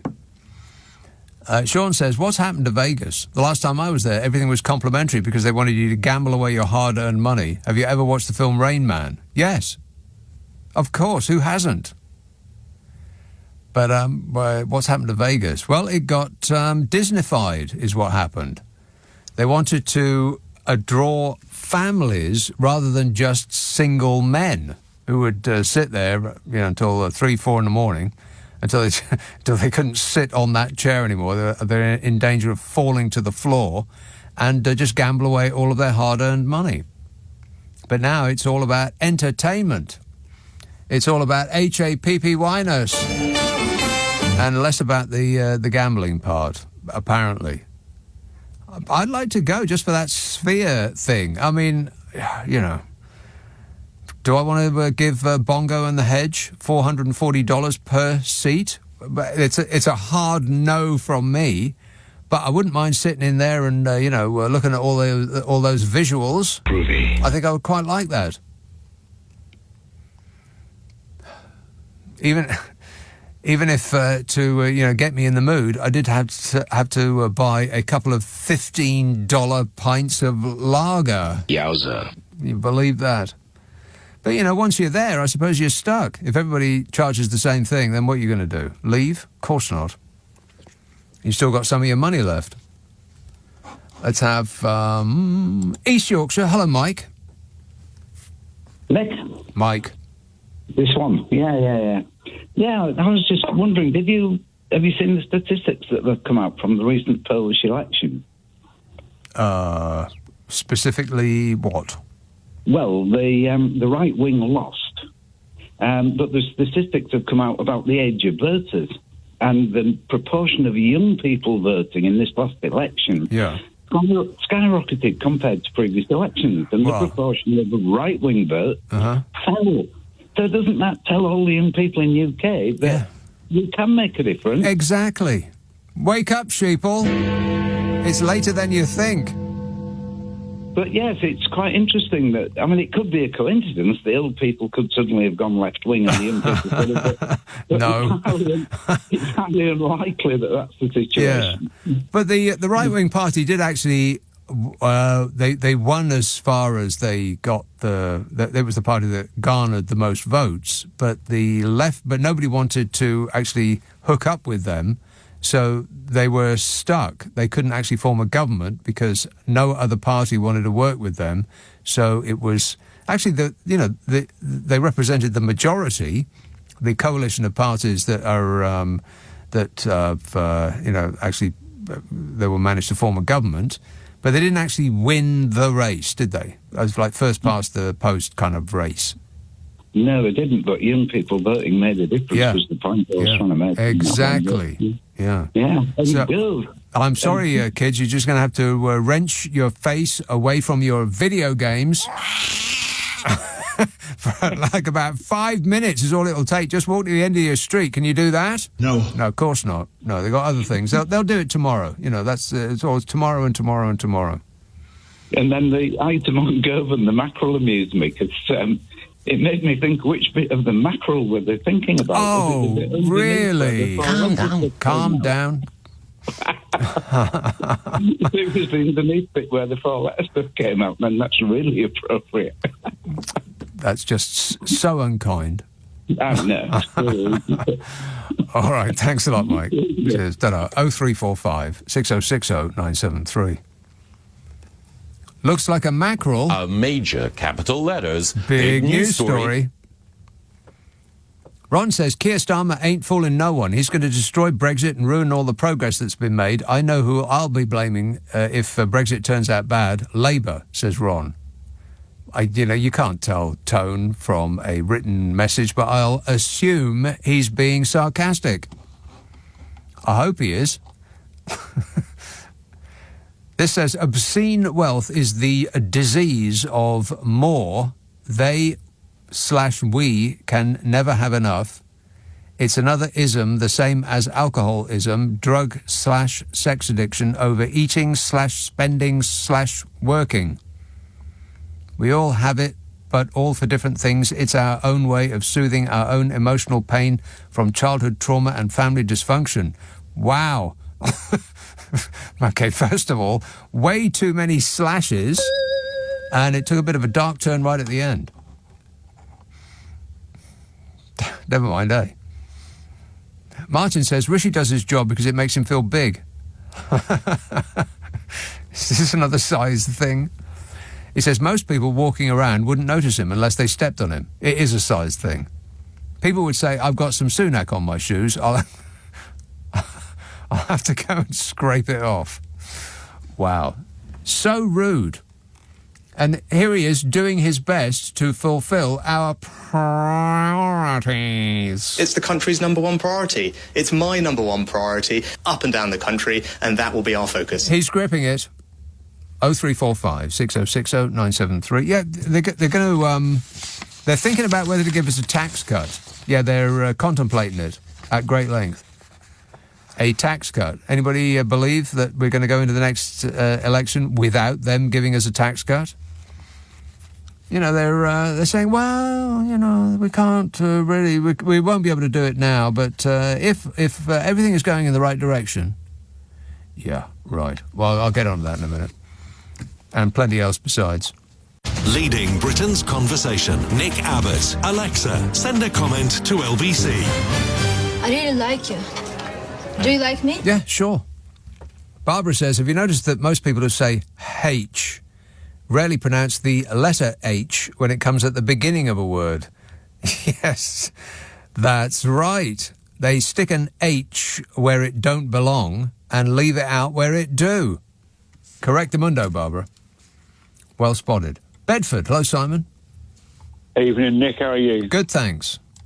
I was listening to your conversation with a guy in Portugal, and I just thought I'd say that I was in Portugal quite a while ago. I used to have relatives lived on the Algarve, and we used to visit them. One day, I walked down to the beach and found this nice little bar, and I'd got quite enthusiastic about their local brandy. Anyway, I had a brandy, went back home. Next day, walked down to the beach, and the bar had just washed away into the sea. Blimey. I've never seen waves like Portugal. I walked into the sea, and it just knocked me flat. It's the only time it's ever happened. But, you know, it's just this roller came in, and it just pummeled me onto the beach. It's insane. Well, they have apparently the world's biggest waves, and it only comes in the winter, and it's in a place called Nazaré because of the geology of the seabed and so on. It just creates these absolutely colossal waves. And it's freezing as well. It's really cold. It did it's look the Atlantic, isn't it? Yes, that's right. And I would encourage people to watch a series. There's two series of about 6 episodes in each one. It's called The 100-Foot Wave. It's excellent. It's on Sky. You could probably get it in other places as well. And I think they're making a third series. But it's all about these big wave surfers who are crazy. Crazy is the word. Yeah. And by the way, Nick, I went to watch U2 in Milton Keynes Bowl in 1985. Oh, yeah. And they were actually quite good then. You know, when they were sort of young and enthusiastic and nobody had heard their songs before. It was quite a good gig, really. Right. But I'm not sure about now. You know, they haven't got their drummer, and he was the sort of heart of the band and all that. They haven't got their drummer? Where's he gone? He had spinal surgery or something, so he's not playing with them in Vegas. Oh, is that right? Yeah, that's right. Yeah, shame, really. Well, he's just no offence, but he's just the drummer. Yeah, but he's a weird drummer, Nick. He doesn't use his bass drum like a normal drummer. He does all what a normal bass drummer would use. He uses on his tom-toms, and that's what gives U2 their sort of unique thing, really. Right. But the thing is, I mean, you could replace a drummer and just tell the new drummer to do that, but nobody in the audience is really looking at the drummer. No, that's true. Yeah, no one has looked at the drummer since Keith Moon died. or apart from Phil Collins? Well, I suppose so. Well, not really. No, because when Phil Collins was doing the drumming, it was Peter Gabriel up the front, and all eyes were on him. Yeah. Yeah, that is true. But when Keith Moon was playing the drums, then even though you had the Roger Daltrey rock god doing his Jesus act, and Pete Townsend, who was just absolutely manic, just leaping all over the place in his boiler suit, even then, with those two on, you'd still be looking at Keith Moon because, just couldn't take your eyes off him. Yeah, frontman was at the back. Exactly, yeah. Yeah, cheers, Nick. All right, thanks, Simon. 0345 6060 973. I'm amazed Bongo and the Hedge are doing a residency in Las Vegas. Glasgow. They ain't doing they're not doing a residency in Glasgow. That is absolutely true. In Vegas. God, they must be making so much money. Obscene. You are paying your taxes, aren't you, Bongo? Denise from Brent says, a possible solution to solve the problem of the government selling off HS2, designated land. I didn't read that very well, but a possible solution to solve the problem of the government selling off HS2 designated land could be to introduce more road taxes and bridge tolls, etc.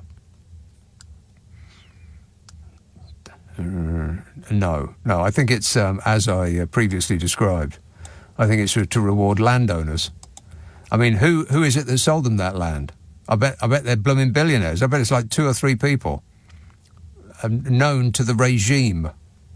I don't know that that's a fact, but it doesn't prevent it from being true.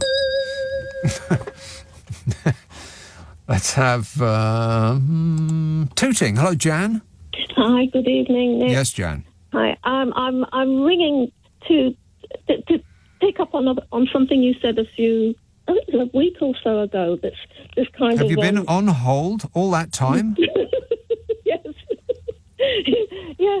No, I mean it's just that you mentioned, and I've been thinking. I wonder what it's like, and I want to try it out myself. This honeycomb business. You mentioned that you bought some honeycomb. Oh, yeah. And I wondered how it was, because you've had me thinking I must buy some honeycomb and try it out, because I have used in the past raw honey, that hasn't been treated. Right. But I've never actually had I've seen it, of course I've seen it. Does that taste any different, raw honey? Well, no, it means it's the equivalent of, say, like virgin olive oil, which hasn't been treated. It's cold pressed, all the goodness is in it. So it doesn't taste any different?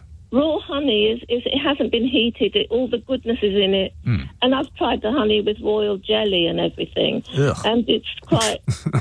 when I had a bit more, well, before the cost of living crisis. Yes. But it's not that. It's not that expensive. It depends where you get. Well, it depends where you get it from. Yeah, but where you get it from. But I just wondered, how did you get on with it? Did you like it? I love it. It's the best honey I've ever had, ever. And it's it can be really expensive, but I bought it in a place where it isn't. And I just bought 2 more jars because it's just so good in case they run out. I've never had honey with the comb before. Yeah, well, I have never, no. But it's pure. You've got the pure thing there. Do you chew? Is it like? Well, you can chew the. Well, I don't know about that, but you just scoop it out of the jar and you put it on toast. And it's not runny like honey that I know. It's more sort of it's more like a solid. It's just absolutely superb, and I recommend everybody to try it. But I've got to try it. You've got me quite excited to want to try it. And there's something else as well about excited about honey. About the honeycomb, because I don't know whether you have made a few connections that I haven't made before. Since you've got me. I mean, I have made it before, but because I actually have great respect for bees, because they're great architects, aren't they? When they build this. Yeah. Honeybees, when they build those, what do they call them, hexagon, 6-sided shapes for the cells for the honey to go in. It is the same thing over and over and over, though. I mean, they could branch out and, make a change every now and again, just for giggles. But, no, it's just the same thing over and over and over. Nick, it's inspired so many modern buildings in architecture that it's quite amazing. Well, some of the modern architecture inspired by the honeycomb, the honeycomb that's going back as well to Egyptian times. Is that right? and modern buildings. What Astonishing modern buildings. Egyptian buildings are shaped like honeycombs? No, I mean, well, they've used the structure, the hexagonal one, in the pyramids in some way. I've got to look into that. Nature knows a thing or two. But, Nick, there's something else that I've made a connection I hadn't made before until, I found out about it some time ago, and I know you love flowers because you're always saying you go to Kew Gardens. Mm-hmm. But have you seen, there's an amazing flower, and it's fascinating because it's called a bee orchid, and it actually looks like a bee, and it's like animal mimicry, or camouflage. Yeah. Anyway, so it's where does this? How can this design be done? It's like there's some trial and error. Omnipresent. It's just trial and error. Plants don't think about I'll grow a protuberance that looks like an insect. It just happened a billion times over the years, and that's the one that was successful. Well, it's a bit like it seems a bit like a miracle. But have you seen the orchid in Kew Gardens, or have you seen this one? There's a bee orchid. Yeah. It's called the bee orchid. There's several varieties of it, and it's like animal plant mimicry, and it's to attract the bees, to pollinate it. Like Jeremy Hunt, I'll keep my eyes peeled. All right. No, All right. I'll make a note. Thanks a lot, Jan. 0345 6060 973. Let's see. Heston. Isaac. Good morning, Nick. How are you? Good, thanks. Right. Sorry, I've joined the show a bit late today because I was watching Match of the Day earlier. Oh, yes. So I thought, I just had to watch it, because of the football. Yeah. Yeah, the sad passing of Bobby Charlton, right. and also my team, were involved in a very... Right, well, don't tell us any scores, because we don't want to know. No? Oh, okay, fair enough. Right, sort of... right, yeah, right, YouTube, okay. Now, I suggest, rather than you sort of bother with Instagram or TikTok... I ain't doing no TikTok. Instagram is a step too far for me. I think I may pull out of Instagram, and there's no... encomium, no encouragement that they can persuade me to stay. I don't care how much money they give me or how many favours. They can deliver a brand new car to my door, and I will not spend more than about 6 or 7 hours on that website per day. If you okay, that's fair enough. That's good. That's good to hear. Good to hear. If you were going to do it, and I respect your decision if you don't, I suggest YouTube and YouTube Shorts. YouTube Shorts? What's that? Shorts. Now, YouTube Shorts is a much more organised version of Instagram and TikTok. Basically, you can on the one channel, right, the one YouTube channel, you can do long form video, medium form video, or short form video. And now I've used both. Now I've looked at TikTok, and it's a big no-no. It's just a mess. Instagram. I heard from other people that it is the most addictive thing that has ever been invented. TikTok. That there's some sort of evil little scheme behind it that means that people cannot stop looking at it. I'm surprised because it's a disorganized mess where when you look at YouTube Shorts, for example, it's a lot cleaner, much more professional, blah, blah, blah. Is that because... now, let me ask you a question about this. Because TikTok is all about the kids. Now, the kids know about technology. They've got technology lodged in their brains. They're born knowing how to do this and that. Do you not like TikTok because you are an old person? Yes.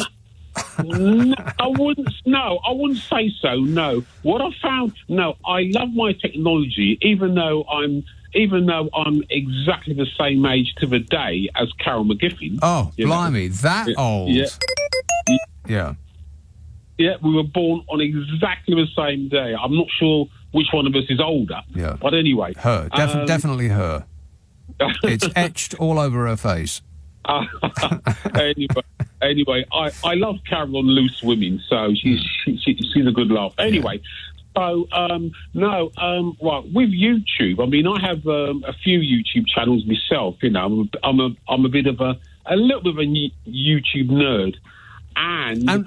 So what do you get from it? I mean, do you put hang on a minute. Do you put a video up of whatever it is that you do? Are you doing the disco dancing or something like that? I'm a retired disco dancer because I've now got chronic arthritis. Right. So whatever it is you put up there, do you then spend the rest of the day reading the comments that come in about your video? And if so, do you actually get anything positive from that? Because in my experience, there is no number of positive messages that can make up for a negative one. Right. Well, what you can do is you can turn the comments off on a YouTube video. Yes. That's right.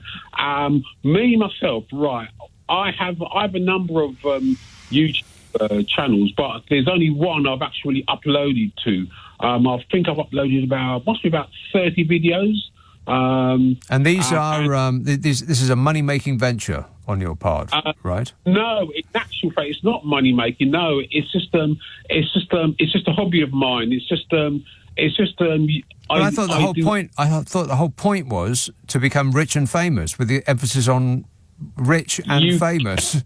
You can do it. Yes, that is possible. That is fantastic career path. But I just upload amateur DJ mixes of dance music. Yeah. Right. Okay. Yeah. No. So the channel is called. Shall I give it a plug? No. No. All right. Okay. Fair enough. But thanks for asking. All right, good work there, and the best of luck with that, Isaac. Thanks for that. 0345 6060 973. I thought the whole point was to make money and be famous, because that's what the kids want to do. Well, you know what? Kids have always wanted to be rich and famous. It's just that they used to want to be rich and famous for doing something. You know, like being a footballer or being a rock star. Rock and roll! That kind of thing. In fact, those two things specifically. But now the kids don't want to be a rock star. There's a long way to the top if you want to rock and roll. And they can't be bothered with any of that. They just want to be instantly famous for doing nothing, essentially. It's kind of dispiriting, really. I mean, you know, people who wanted to be rock stars, who didn't, of a certain age, who didn't want to be a rock star or a footballer? But, or an actor, I suppose, is, sort of is in there as well. But, I just find it a bit dispiriting, really, that people want to be famous for doing essentially nothing. And it's like being an artist. Some people will have money poured all over them, and you could count the numbers of those people on the fingers of one hand. Everybody else gets nothing. And it doesn't really make any difference whether you're talented or not, whether you have actually an ability or not. Not really. It's just sheer dumb luck. I mean, think of I can't off the top of my head think of anybody that's famous off the worldwide weight. You know, these influencers.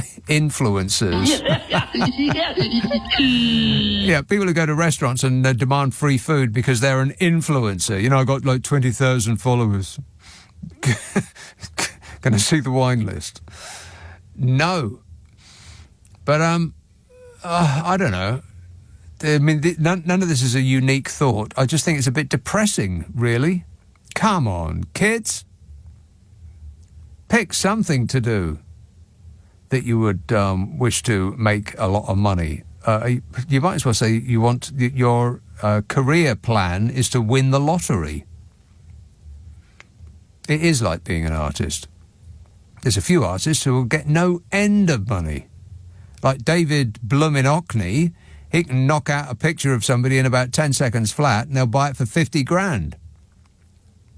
But there's 1,000 people who could do a better picture that get zero. It's a very tough business. Well, it's like show business, isn't it?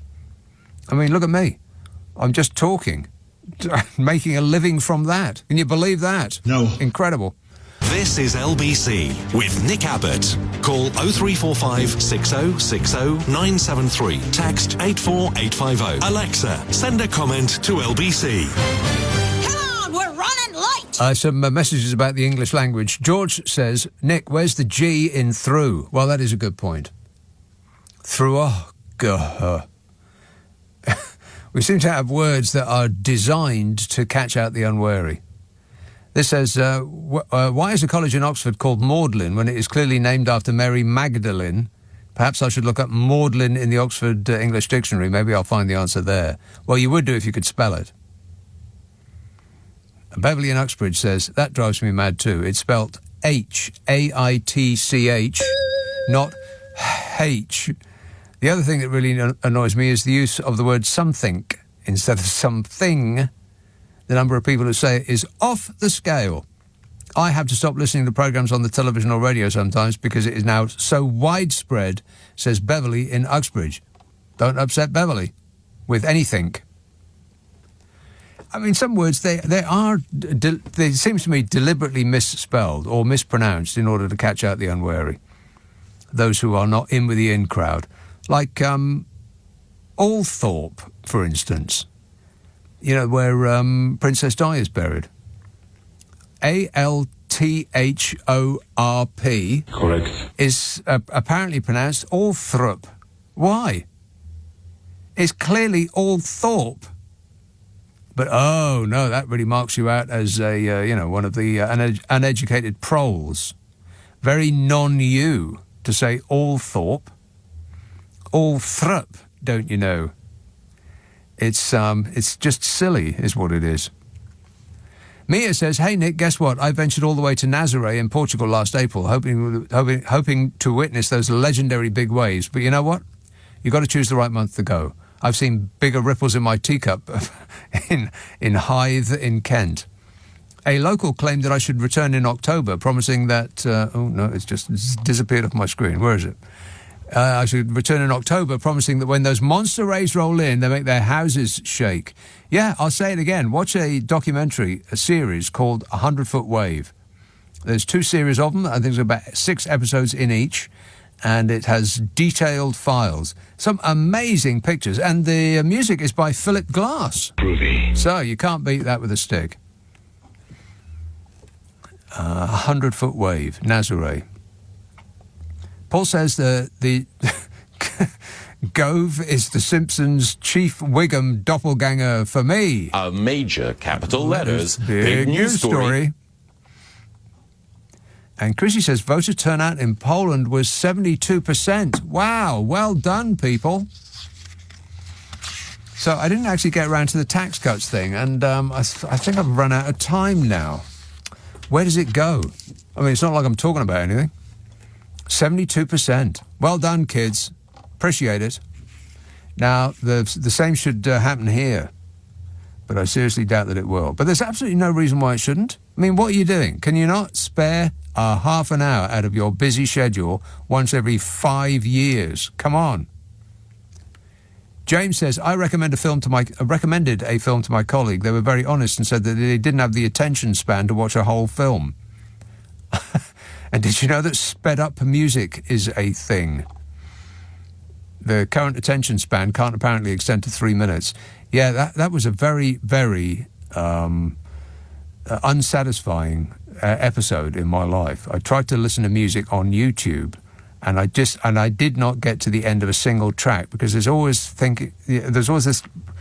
this column of if you like that, you'll like this. And I didn't get to the end of a single track. I listened to music for about an hour and didn't...